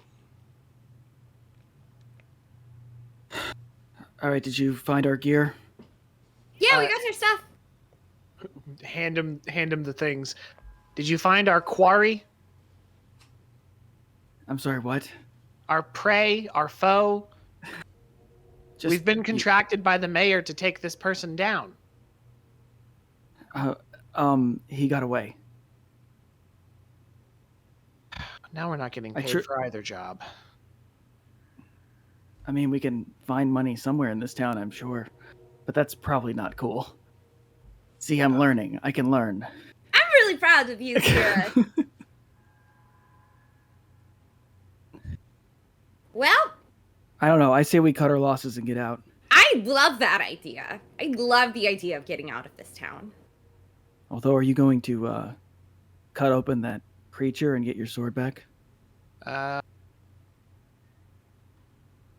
can find another sword if you're all very concerned about leaving. I mean, maybe it could be okay. I don't think stomach bile reduces swords that fast. Do we have time? Do we have to bring the body of the monster back to prove that we killed it? Is that a thing? No, there does have to be witnesses. Typically, the person who set the contract needs to witness it. So you might need to go find Ellie. Oh, okay. Gotcha. Do we have to bring them with us when we kill the thing? No, but it's more of like we need cut to off its prove head. that it's dealt with and taken care of, and the contract writer has to be like, you're good to go. Okay. I why don't I go look for my sword and you try to get us paid? Sounds like a plan. And now we were just about to split the party. We love it. One was going to go over to Ellie's house, the original contract writer for the bounty, for the bullet. And the others were going to... where were the others going to? They were going to collect the sword from the bullet itself, correct? All right, so we'll start with the collecting of the sword. So who's going there? Just Oliver? I'll go with Oliver. Can I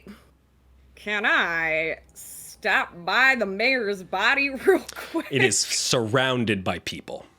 Oh boy. And other guards who are moving and attempting to remove the body from the fence. Gosh dang it. Well, I guess I'll just stick with my good pal Oliver. All right. I'm gonna stick with Xeris. Okay. So Xeris and Voxy, are you two going to go to Ellie's and collect the bounty? Mm-hmm. All right. Mm-hmm. So you all go your separate ways. We're going to start with Oliver and Pepper. So you two head over towards the main square where the body of the bullet is still there. You can see a bunch of halflings are starting to gather around it. Some of them are picking up the pieces of the festival, and it seems like stuff is kind of shifting. Obviously there's an air of like, what the hell just happened in this town? Well, I do hope everyone enjoyed the show. If you are interested, we can get more information from my Oliver. colleague here. Oliver. Yes. They didn't put that one on. He didn't get a chance to spread that one around yet, so I don't think anyone knows about that. Yeah, well, we have an opportunity, I think. Oh, you want to start spreading the news? If anyone is willing to, tip the performers, my colleague here will be collecting any gratuities. Oliver, their mayor died. They don't. One person turns and goes, "What? The mayor's dead?" Oh, It's all hell! They throw their hat on the ground and stamp their feet. Pick up that hat. We can use it to collect money. I slowly pick up the hat. Oliver, okay. We have to find some monetary gain out of this somehow. Okay. So are we committing to this bit? Well, I don't know. What kind of groundwork did you lay? Listen, if there's one thing us Thank pineapples you, everybody, for this performance. We have been the Breakfast Company, hired here today by the festival, doing our excellent performance work. All of the stunts you've seen performed in front of you were performed in real time by real people. Give me a persuasion check. In real time by real people. Just like Cirque du Soleil. It's an 18. Yeah, they're like, a couple people start going.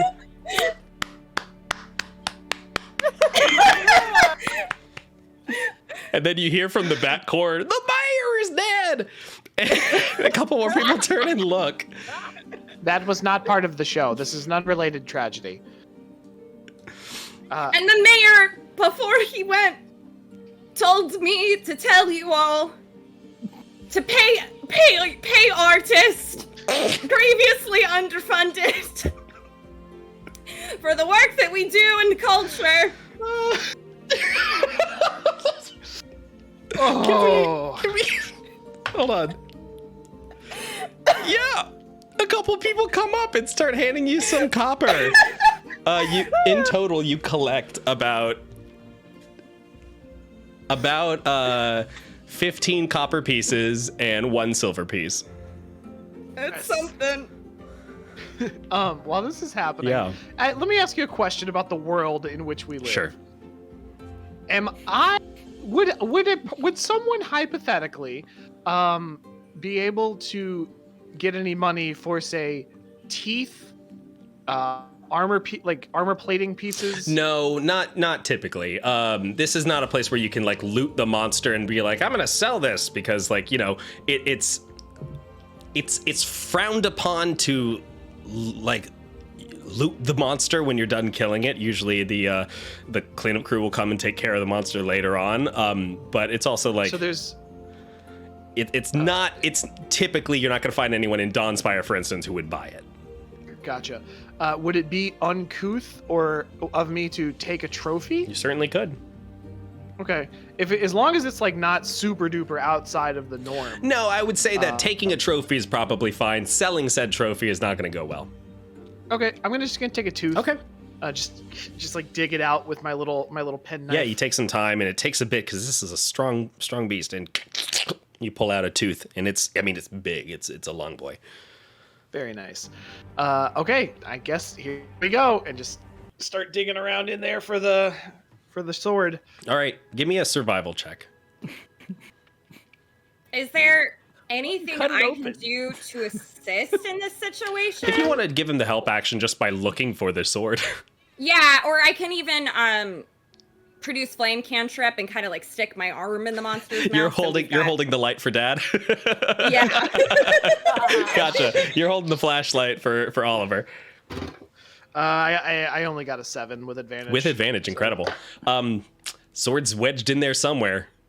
It's hard to tell. There's a lot of hard parts of this creature. The armor is very, very tough, and it's hard to see where the sword has actually been lodged.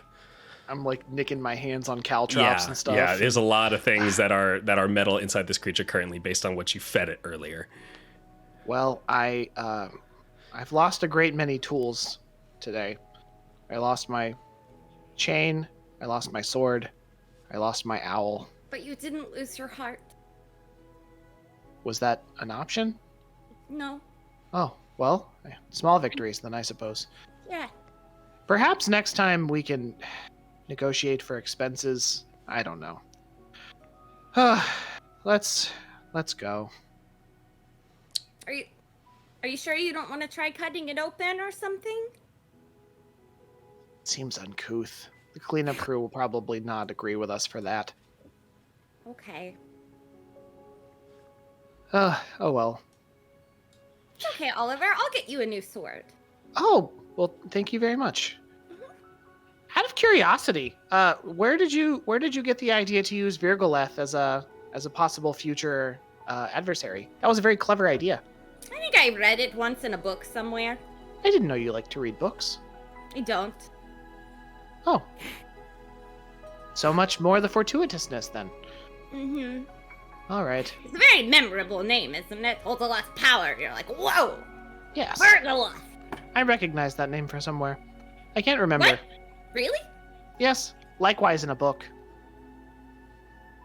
Oh. Figure it out later. I'm sure it's in the library somewhere. And then I'm gonna start walking. Well, towards let me Ellie's know house. if you figure anything out, Oliver. Yes. Perhaps we can use the name as a negotiation tactic. I don't think so. I'm still No, working on how I will I incorporate it think into my we strategy. should never say this name again. That's my thing. That's what I'm thinking. Okay. Great talk, Oliver. We should probably get back with Ellie. Mm-hmm. She will. I don't think she's the type to stiff us, but it would be very bad if that happened. It'd be very sad. All right. Well, good work with your performance. At least we made some money today. Thank you. It was all your idea. I am grateful that you recognize this value that I have. Always. All right. And then start walking Okay. towards Ellie's. A little bit of time passes and you arrive over at Ellie's. Voxy and Xeris, you are both over there as well, sitting down with Ellie. You haven't been here that long. You guys sort of all split up and then reconverged nearly at the same time. Ellie has offered to pay what she agreed upon, which was 5 gold per person. She has given you a bag with 20 gold pieces. She goes, "Thank you again for everything that you've done. I know the mayor will come around when he hears of this. I just hope that, I hope he hasn't caused too much of a fuss for you." I don't think he'll be causing a fuss ever again. No, I think we're good on that front. What do you mean? It's nothing. You'll probably hear about it later. I'm just gonna look at Voxy and be like, At this point, Oliver and Pepper walk up. it's like I'm not gonna say it. I'm not gonna say it either. Hi, Ellie. Did you hear the terrible news about the mayor? What happened? He What is happened? not with us anymore. Like he left, or He is not on this mortal plane anymore. God. Well, I hope it was not painful. I don't think so. And I hope that it wasn't with a fence. He loved fences. No. Oh, I think he took offense to the whole situation. Oh. Oh, Oliver. She looks over and says, "Well, is there anything else you need?" We just need you to close out the contract on the killing of the monster. Okay. I'll go see it. Are you okay? Are you gonna be okay? I'm fine. I just I've been shaken up. And I went home to try to, focus on something else, to distract myself, but it was difficult to do so. I just keep seeing his face when I close my eyes. I'm sorry. Thank you.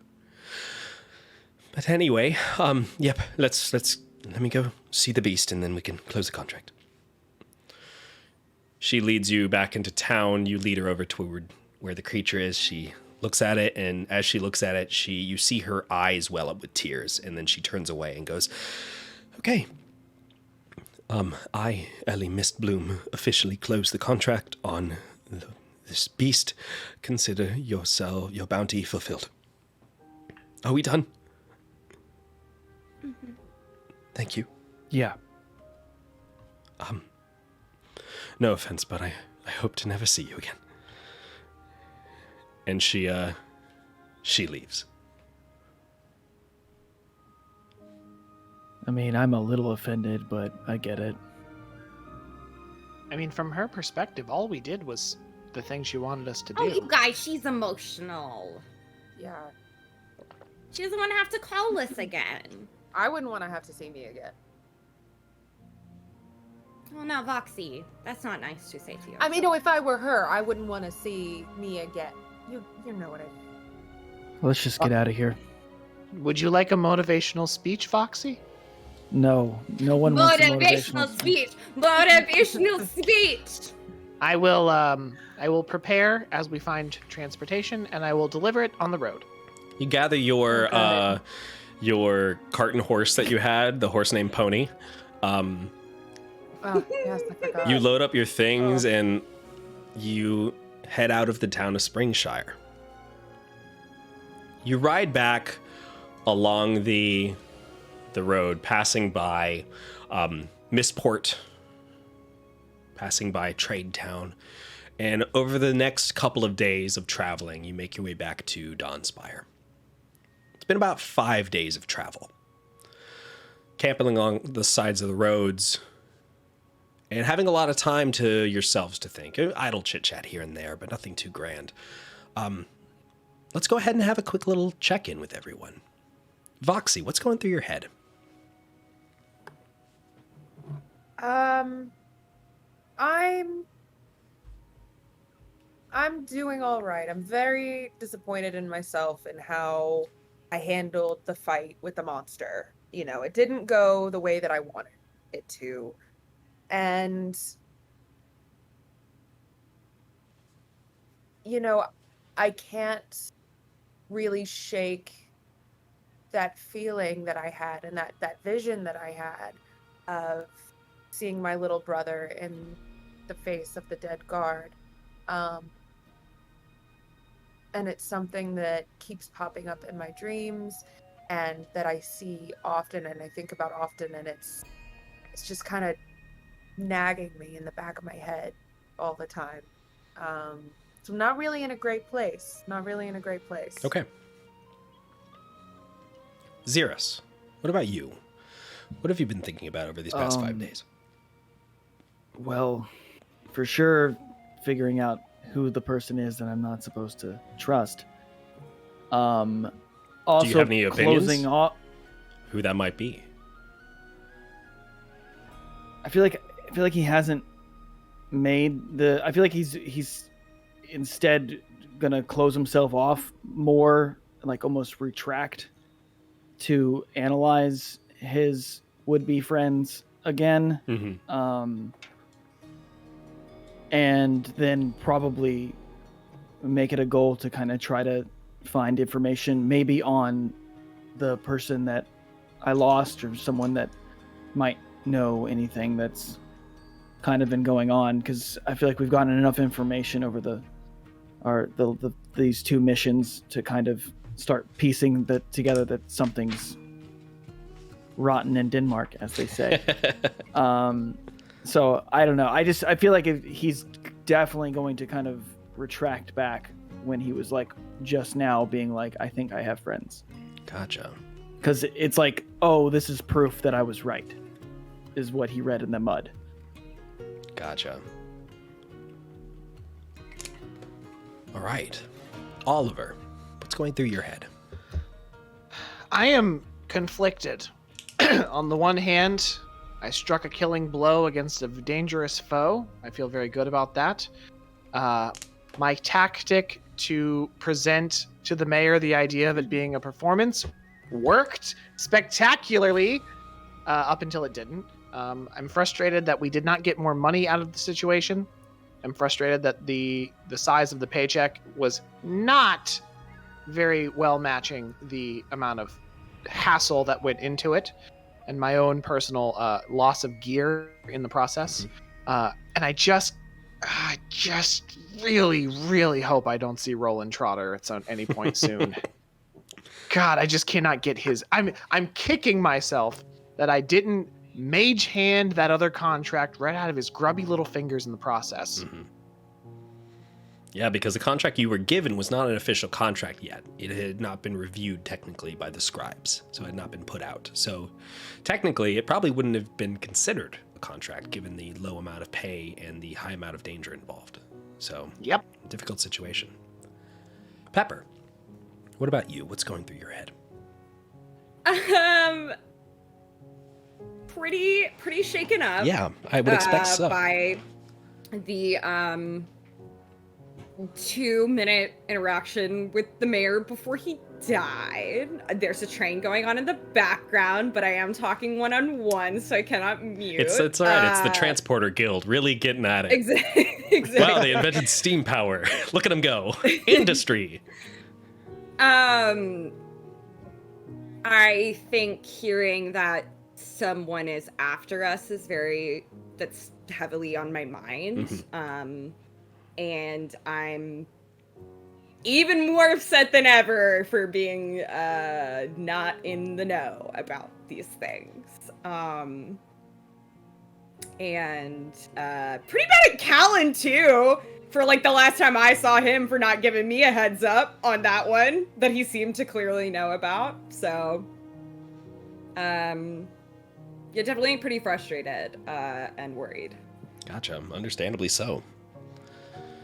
You ride up through the gates of Dawnspire, seeing the familiar terracotta rooftops and the white walls of the buildings, leading up to the main spire that goes up into the sky. You arrive in the evening. The streets are all alight with these small arcane crystals casting an orange glow across the streets. Every so often you see a horse and cart move past, but for the most part, the streets are fairly empty. You go and you drop Xerus off at his home. He goes upstairs and collapses into bed. You go and you drop off Pepper and Voxy at their shared apartment. They both go upstairs and go into their separate rooms. Oliver, you take the cart back to the Fellguard headquarters before looking around the streets and turning back and walking down an alley into a small street, and up in front of you see a very, very small ramshackle hostel. Very, very roughly put together, peeling paint off the walls. You open the door, you hear coughing from the next room over. You walk up the stairs creak very, very loudly as you make your way up. You go upstairs, you open your door, and you step into your room, your tiny, tiny room. I mean, honestly, that horse and buggy was a step up. Did they fix my lock at least? No, your lock is still hanging off loosely. Okay. Well, I'm just gonna take my bag, set it. Is there like under the bed space at all? With your other luggage that you have for clothing, not much space. Oh, everything I own is in my bag. Okay, perfect. Yeah, there's I'm not more leaving space. anything in this Sure, room. there's space Yeah. under your bed then. Shove the bag under the bed. And I'm too tired. I'm just going to sleep in my armor. You lay down with your armor, your body not really fitting well inside of it. You lay down on your bed that's basically just a board with a blanket over it. It's not a great bed. And you close your eyes and you slowly drift off. I think the only other thing I would have done is like used my spear to like jam the door shut. Yeah. You wedge it shut using the end of the spear in the ground to hold it in place, sort of like a chair under a doorknob. And you slowly drift off. Is there anything that anyone wanted to do before we transition to the morning? I was gonna ask, how late are we coming in? I mean, it's late. It's probably nearly midnight at this point. Is my uncle asleep? That's the question. Let me see. No, he's not actually. You walk inside and he is sitting inside the workshop, and you see him building, putting together the finishing touches on a large grandfather clock. I want to just kind of I guess I want to come in, not like in a huff, but at the same time pretty quickly, and then kind of slam the door shut behind me as I'm coming in. Kind of Okay. like, I'm not angry at the door, but I'm clearly something's bothering you. Something's wrong. Yeah. You shut the door, and he looks over at you and says, "Xeros, is that you? It's me. You're right, dear boy." Yeah, I'm fine. It's just, I of course I was right. Can't trust anybody. Xeros. I'm just gonna like start making my way towards my Xeros, room. no. Hey, excuse me. He walks over and he gets to the bottom of the stairs and says, "Xeros, what are you talking about?" I don't really know yet, but I think I can't trust my friends, or if they even are my friends, or even if maybe this is all planned to, I don't know. I don't know what's going on, and I thought I was opening up people, and now I can't. Zeros, come downstairs.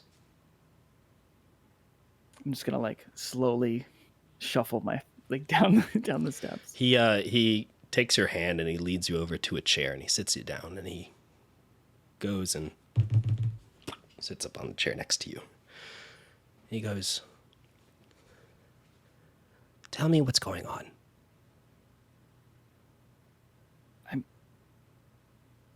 I guess we ran into this guy that I believe he's also a rogue, and I chased him down because he had killed some guys, and then like almost caught him, but he was very fast, very skilled, and he left me a message that he knew that I could read, and the message said that I cannot trust one of my friends. And He left a message for you. Yes.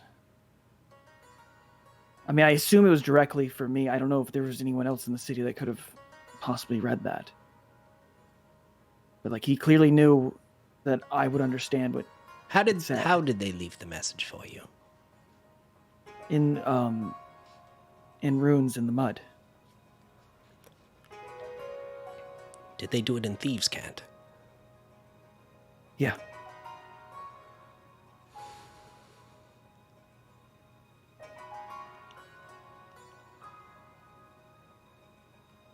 And I don't know. I need to potentially try to track down whoever that is, or maybe someone who knows who that is. I didn't really get to go look at them, but either way, I don't know about these people anymore.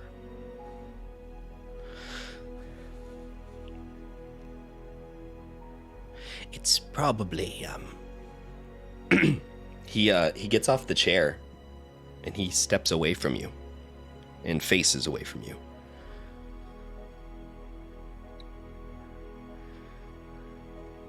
It's probably fine.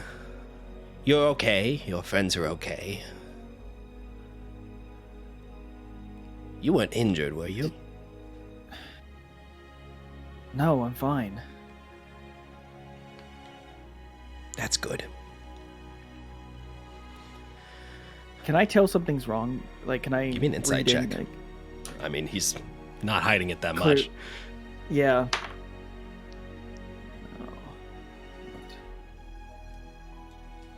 Oh. 15. Yeah, something's very clearly bothering him. He's holding back from spilling it. Erwin, if you have something to tell me, please just tell me, because right now I have no idea what's going on. He turns around and he has tears in his eyes. And he goes, "I'm sorry. I made a promise to them that I wouldn't." That you wouldn't what? I didn't think that you would get involved.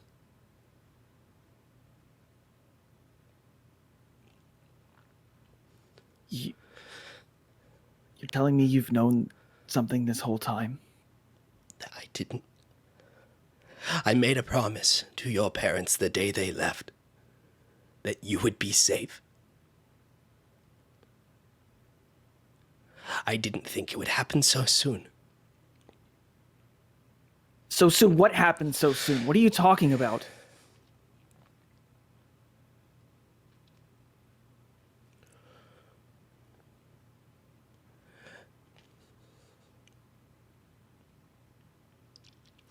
Your parents left because they believed that they had no other choice. I find that hard to believe. They were doing the best that they could, Xeris. They wanted to protect Oh, and yeah, you. just leaving me when I was young, that's the best they could? To them, they saw that if they continued down the path that they could, and they couldn't back out, that you could die. being caught up in something that was far bigger than they expected, and they just wanted to keep you safe, and I was entrusted to do that. And now, listen, okay, I don't think you should go back to the Fellguard. I think you should stay here. Stay here. You can help me with the clocks just like we used to when we were growing up.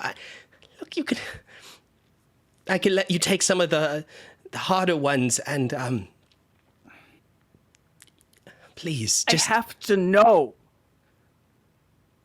You can't keep this from me anymore. This is... Believe it or not, I am involved. This is happening. I'm in the Fellguard. That's already become a thing. I need answers. And I'm gonna like gesture to the locket. Spilling out of your cloak in your grip is a small locket. You've never been able to pick this lock. Something about it is magical, and it's holding itself together.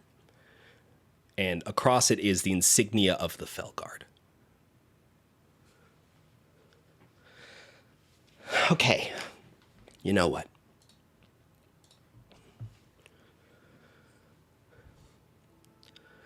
When you were but a small boy, your mother and father belonged to a group.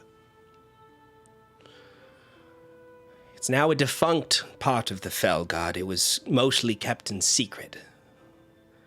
You all, as hunters, hunt beasts. And this sect of the Fellguard hunted things that were even more terrifying than beasts. They hunted magical beings that possessed great intelligence, demons, fiends, and the like, other planar creatures.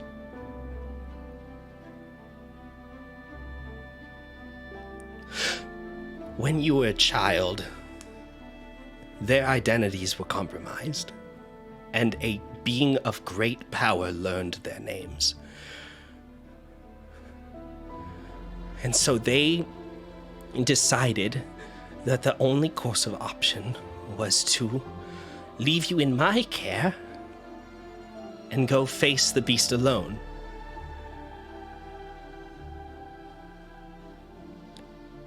Do you even know if they're alive? No, I don't. And I think it's better that way. Cirrus, I miss my brother with every fiber of my being. Do not think that I don't. But they did it for us so we could go on to live good lives. But what's the point of having this if I don't know what it means? Why wouldn't they just throw this away? Why wouldn't they have just taken it with them? There's a reason that this is here. I don't know why they left it for you. Maybe for you to do what you are the best at, and that is to learn the truth. Maybe they knew that you would follow in their footsteps. And look, I have been trying with all my heart to stop you from being them, but I guess the apple doesn't fall far. I'm getting all tongue-tied. He walks up to you and he puts a hand on your leg and goes,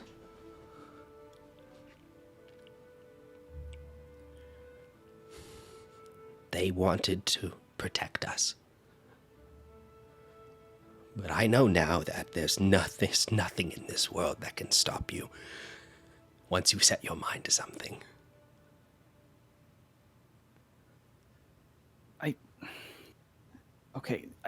I forgive you for hiding this from me. I know this was something that clearly you didn't want to share, but as you've just stated, I'm not stopping. I know. Now I need to know even more than I did before this conversation. I don't know much. I only know what they told me. And I was never part of the organization. I was simply They gave me a note that listed out only a little bit of information, and I used it to raise you. And you did a pretty good job of that, Erwin. Damn straight, I'm a great dad. Look, maybe you can follow up with the Fellguard, talk to someone, see if you can learn more about this order. It's been closed for decades, but... Did it have a name, or was it just... I don't know, they never told me.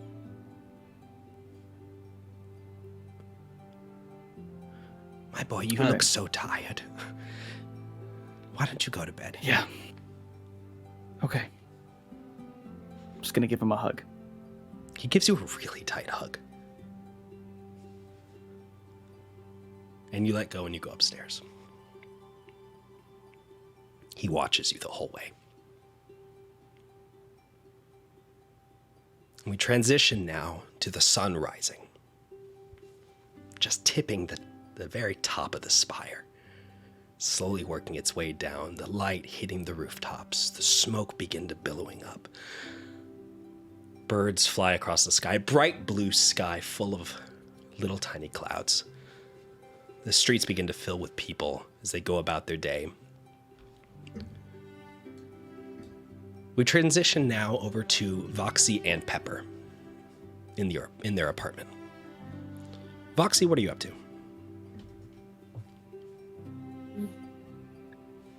I'm laying in bed, staring at the ceiling, not sleeping, but absolutely exhausted.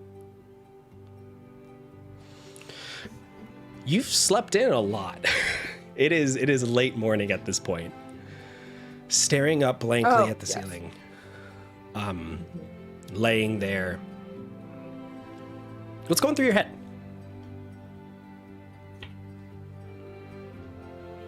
More of the same. I think I'm very fixated on that vision that I had of my little brother, and trying to plan out how to not make the same mistakes I made in the last fight. Okay. Figuring out what exactly it's going to take to get better at what I do and prove that, I have a place in this. Prove it to myself, really. Mm-hmm.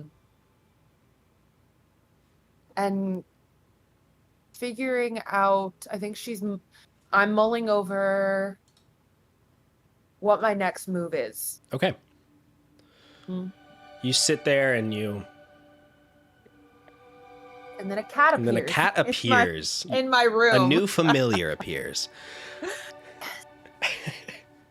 You get up from your bed and you wipe the sleep from your eyes and go over to the window, just looking out at the rooftops. You run your hand down a couple of the leaves of your plants along the windowsill, and you stop as you glance over and you see, billowing in the distance, the Fellguard flag, adorned in the sigil of the man holding the large halberd stabbing a serpent with gold filigree and green paint. And you have an idea in that moment of someone who you can speak to about this problem, who might understand your plight. Now we're going to transition over to Oliver. Oliver, is there anything you specifically wanted to do this morning? If possible, I'd back at the grind. Okay. I want to get up as early as I can and go try to get a contract. Gotcha. You get up and you sprint over to the Fellguard Guild Hall. I'm always running. Yeah. Never wake up. Well, you do a little jog on the. You just want to be there early, right? Yeah, exactly. Well, I don't want to repeat of last time. Yeah. Amazing. You sprint over to the guild hall, kick open the doors, and you see the crowd disappear from the board. It's left empty. yet again. I'm not even gonna walk in. I'm just gonna. I mean, if I can see that it's empty, I'm not gonna. I'm just gonna leave. Okay. You shut the door behind you. Do you sit down on the steps or do you walk away from the building? I'm gonna go to the library. Okay. So you leave and you head over towards the library that's part of the guild hall, back in the research area. Yeah. You go through the winding corridors, and you make your way over towards the research team. You pass by a druid, a furbolg, who you've met before. He sees you and says, "Hey, you're up early. Where are you off to?" I don't know. I'm feeling a little down. I thought I would just Didn't get a do bounty, some did reading. you? No. You gotta be quick if you want to get it. A lot of the others say sometimes camp out early if they want to get something. You might have to stay here in the guild hall in order to get something fast. Is that allowed? Hey, yeah, anyone could stay, especially if you're a member. Oh. Have you been running all the way from your home here in the morning? Oh, Oliver. My boy, you're smart, but not that smart, are you? Well, logic would have dictated. You're in a world of beasts and magic. Logic's not something to really hold on to. That's the silliest thing I've ever heard you say. That's true. I'm kind of in a goofy mood today. Oh. Well, the day is lost. I might as well spend it doing something fun. Oh, you're reading. Yeah. Anything in particular you're looking for? Actually, yeah. I had a little. You know when like you hear something and it tickles your brain and you want to figure out what that thing is. Like when you hear a song and then it takes you forever to figure out what that song is from. Yeah. Anyway, yeah, I'm gonna go look into some stuff. Okay. Have at it. If you need any help, you know where to find me. Thank you. Aye. And And I'm camp gonna, out, Oliver. Yeah. Get yourself a bounty tomorrow. I'm gonna do it. Yeah. He taps you on the shoulder and says, "Go Greyhawks." Go Greyhawks. And then I'm gonna go over to the card catalog and open up the drawer under the V section. Okay. And I'm gonna start trying to find Virgolith. Okay. So you flip through it. Give me an investigation check. Gotta get myself I'm gonna write up a real character sheet so I don't have to keep moving tabs. Actions. No, D&D Beyond. Oh, there it is. Okay. Investigation 17. Okay. You do find a mention of Virgoloth. It is in an older tome depicting the history of the dueling serpents, the history of the world. Okay. Go back and you grab and you look through the library and you are searching for a book and you find it, pull it from the shelf and you flip through it and you're searching through it. And while you do this, we're going to transition now over to Pepper. Pepper, what are you up to this fine morning? I've already manically cleaned the kitchen. Yeah, and it's spotless and you've cleaned the same glass like 8 times. Yeah. Voxy is gone at this point. Okay, I think I've already baked 2 pies at this point too. Yeah. And you got one more that's resting currently. Yes, exactly. And now I think I will. I'm gonna pull out my mirror. Okay. And gonna open it up.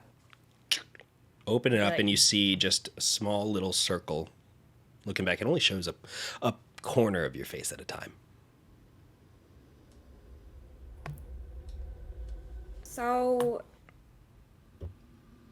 the dead mayor said people are after us. And I don't know anything about that, and that's really scary not to know anything about. So I know you're really busy, but have even just like half a minute to let me know. Be nice. You stare at the mirror, looking gently around the room behind you.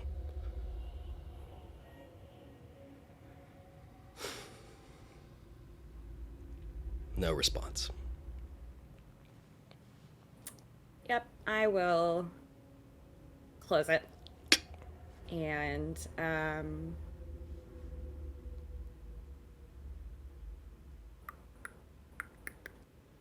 yeah, I think I'm just gonna keep manically baking all day. That's gonna be my thing now. Okay.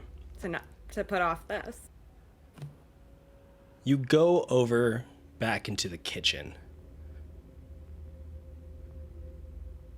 And you walk over towards the oven. You're going to go check on the pie that's in there. And you open it up and you hear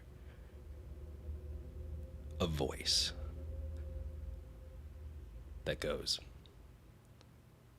Pepper. Lurky!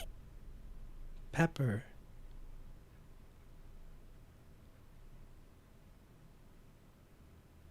You go and you quickly open up the mirror. And the mirror is black, showing no reflections now. And then a single eye opens up in the center of it. And it goes, Pepper. Oh my gosh, Fergie, it's been so long. I thought you forgot about me. I could never have forgotten about you. What's going on? Oh, well, I was in, the autumn festival, and things went wrong, and I kind of got arrested, but it was okay because the mayor was with you, too, and we talked about it for 2 minutes, and then people, he said people were coming after us, and there was this one person, and they were killing a bunch of guards, and the mayor jumped out the window, and he misaimed. He is dead now. And I don't know, it's just really scary, and I don't know what's going on. Pepper, don't worry. You have nothing to be afraid of. I'll handle it, okay? You know that. I always handle it. Now, Okay. Goster's death was an unfortunate accident. But that doesn't alter the plan. Yeah. Now, what have you brought me?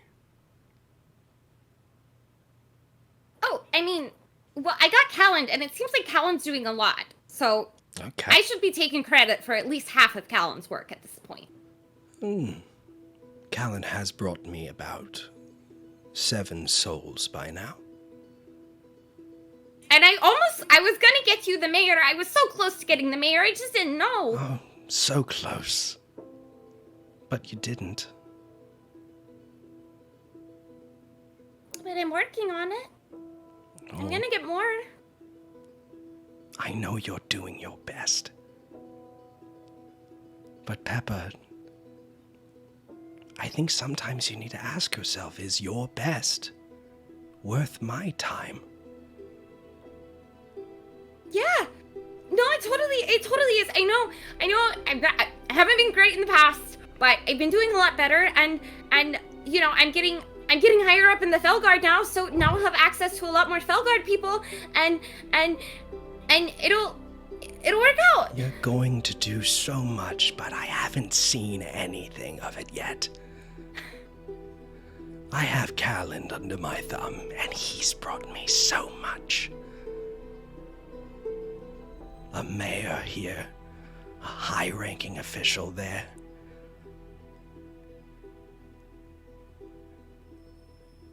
Pepper, I need you to prove your worth to me. Okay.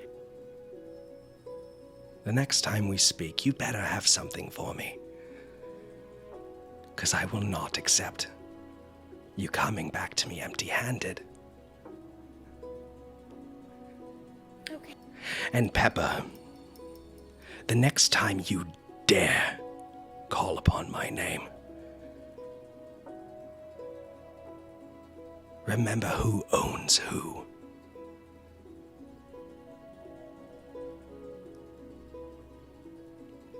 Now you be good. Yeah, well, you too.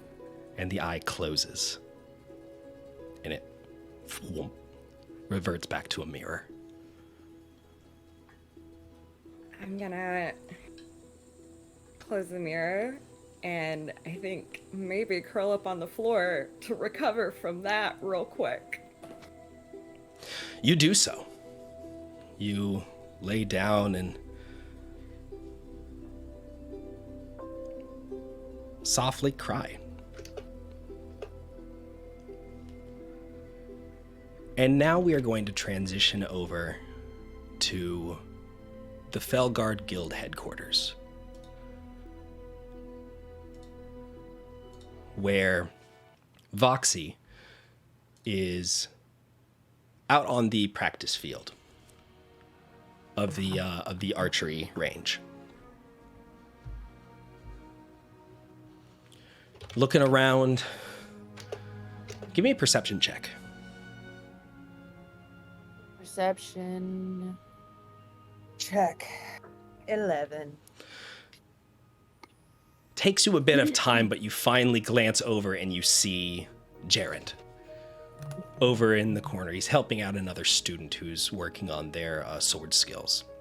You watch for a brief second as he shows her a couple moves with the blade and then asks her to show it back.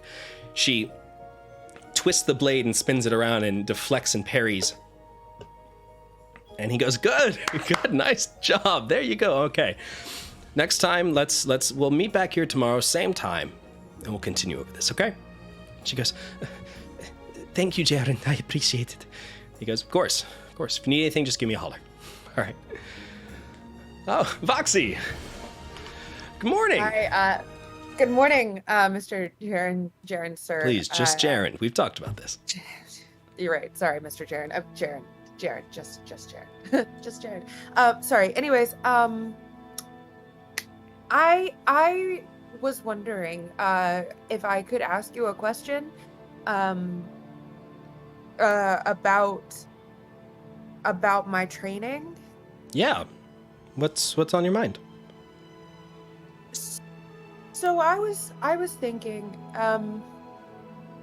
I just went on a mission with my team and it didn't really go very well. Okay. He walks you over and you sit down on a bench. He sits down next to you. I try really hard not to blush. And I didn't do as well as I wanted to do. That happens to the best of us. Sometimes you have an off day. Yeah, true. But I don't want to have off days. And Okay. And I want to be a champion who never has off days. You know, I don't want one of my off days to be the reason that somebody doesn't get to go home. You know, that I don't want to be the reason why, you know, instead of saving everybody, we saved only a couple people or only some. You know, I don't want that to be the case. I don't want to have an off day that has that kind of a lasting effect, I guess. I don't know. I'm rambling because I'm very nervous, but I want to be the best, and I think that means I need to be trained by the best. So I was wondering if there was like a way that I could be like, you know, trained by you, like in a one-on-one kind of official capacity. You're looking for an apprenticeship. Yes.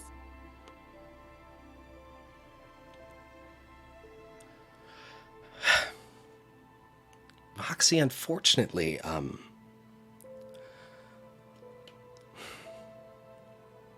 we're only allowed to have the champions. We're only allowed to have one apprentice at a time, and well, you just saw her.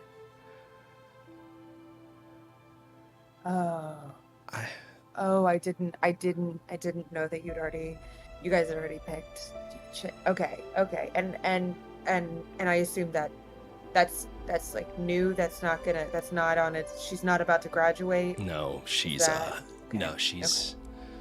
she's improving a lot. She's doing very well. Oh, good for her. And is there any way that I could get you could have a second on the side? I don't mean on the side. That's not what I mean. Is there a way that you could have two? Is there someone I can talk to? Voxy, the rules are pretty much set in stone for champions. We're not able to. Usually what we do is we pick a successor. Somebody who we believe that they could take over for us in the event of our untimely death. It's not really fair to choose multiples of those, because then, should I fall in battle... Yeah, no, of course, that makes sense. I think you're very talented with a bow, and I think that you are getting better and better every day, but I'm sorry, I can't.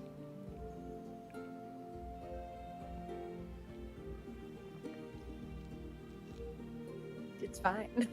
There's no worries. Yeah. You know, I just, it was a shot in the dark. Yeah. I guess. Oh, you shot in. Yeah.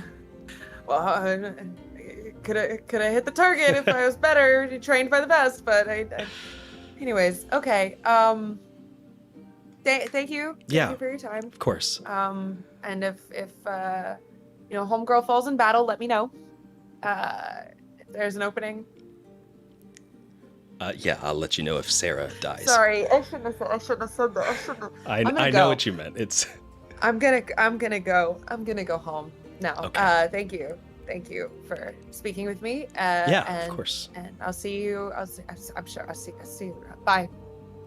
You stand up and you begin walking away, and he calls out, "Voxy, wait." He stands up and he walks over to you and says, "Come with me real quick." I really didn't mean what I said about Sarah die. I really didn't. No, Please don't be mad. Okay. It's fine. No, it's nothing like that. He leads you over to his office. All the champions are given a place to work from. Goes in, he opens the door, he looks in. Says, he walks over back behind his desk and he goes to one of the drawers. And he opens up the drawer and he holds a small little wooden case. And he puts it down on the table. And he goes, "So you're hell-bent on this. You don't ever want to fail." No. Okay. I'm going to give you something that helped me when I first started out.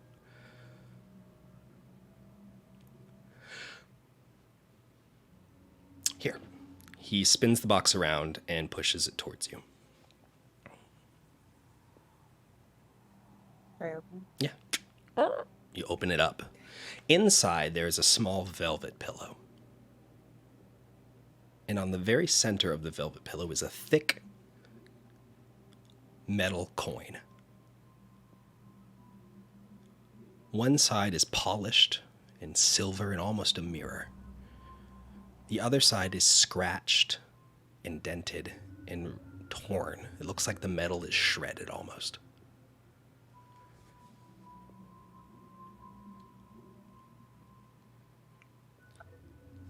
What is it? Do you pick it up? No. I go to pick it up, but I'm scared of touching it. He stops your Before hand I before ask. you touch it Okay. and says, "Okay, I don't know the name of this. I was just given this when I was a hunter by a, for lack of a better word, a witch in the woods. But no, I know what you're thinking. This object is something else." What does it do?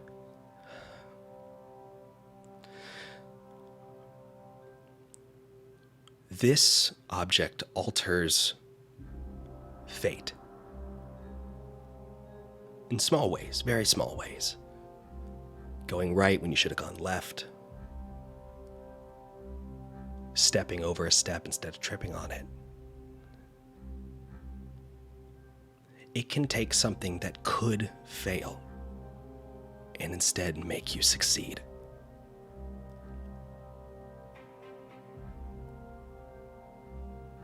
Are you serious? Yes.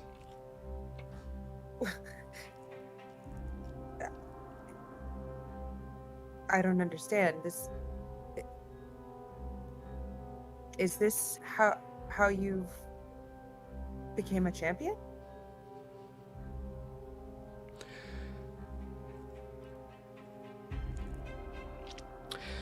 Yes. When I was younger, I would carry it with me wherever I went. And if there was a chance that I was going to fail, I would use it.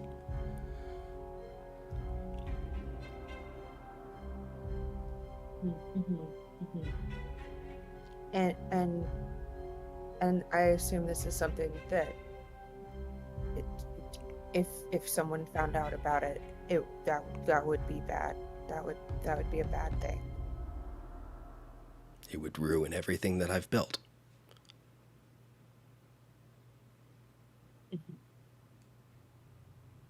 Foxy, I am giving this to you. I don't need it anymore. I have a successor. I am good at what I do. I used this a bunch when I was younger, but I haven't needed it in nearly a decade. Really, it's no trouble. You say that you don't want off days. This ensures that.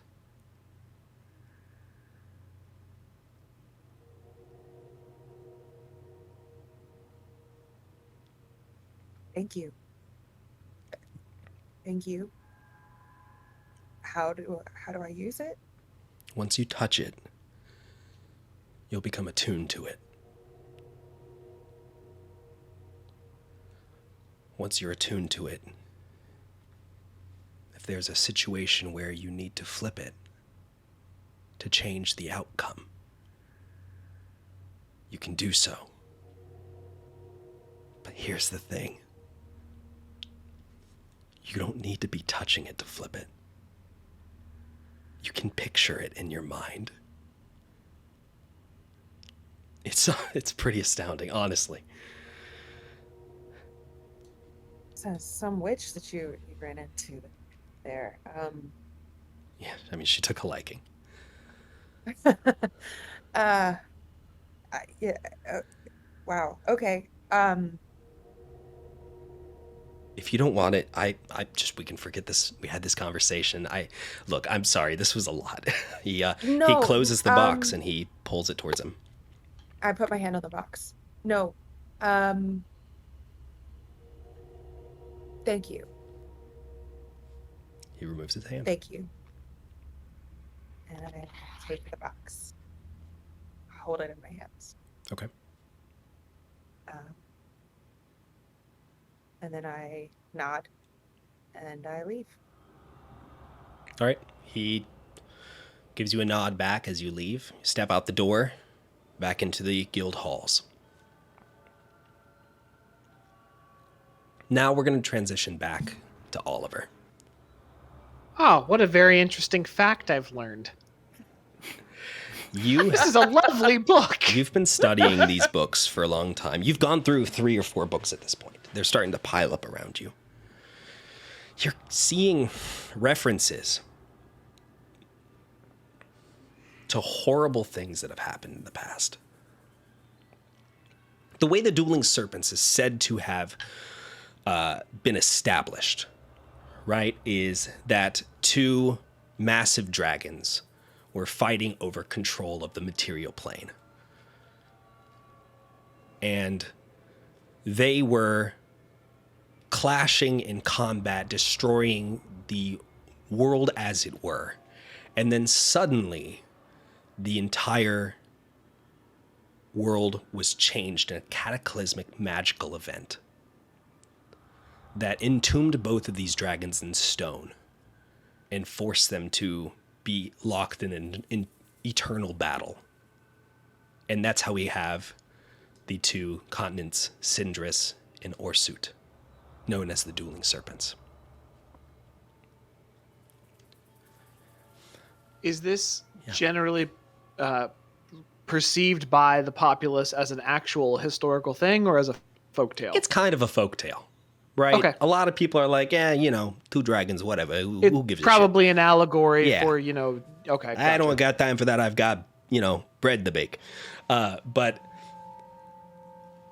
a lot of scholars do sort of hold it in some form of basis in fact, right?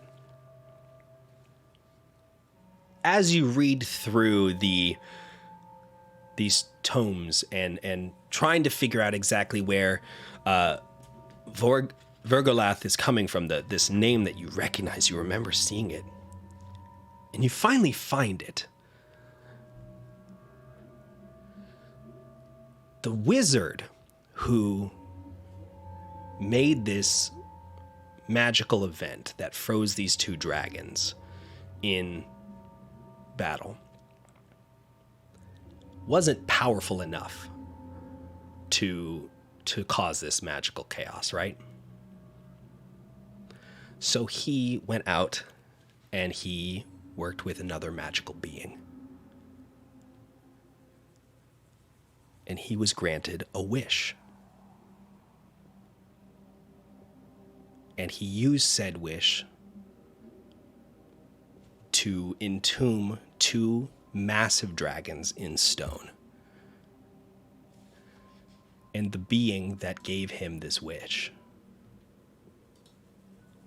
was listed as the name Vergolath.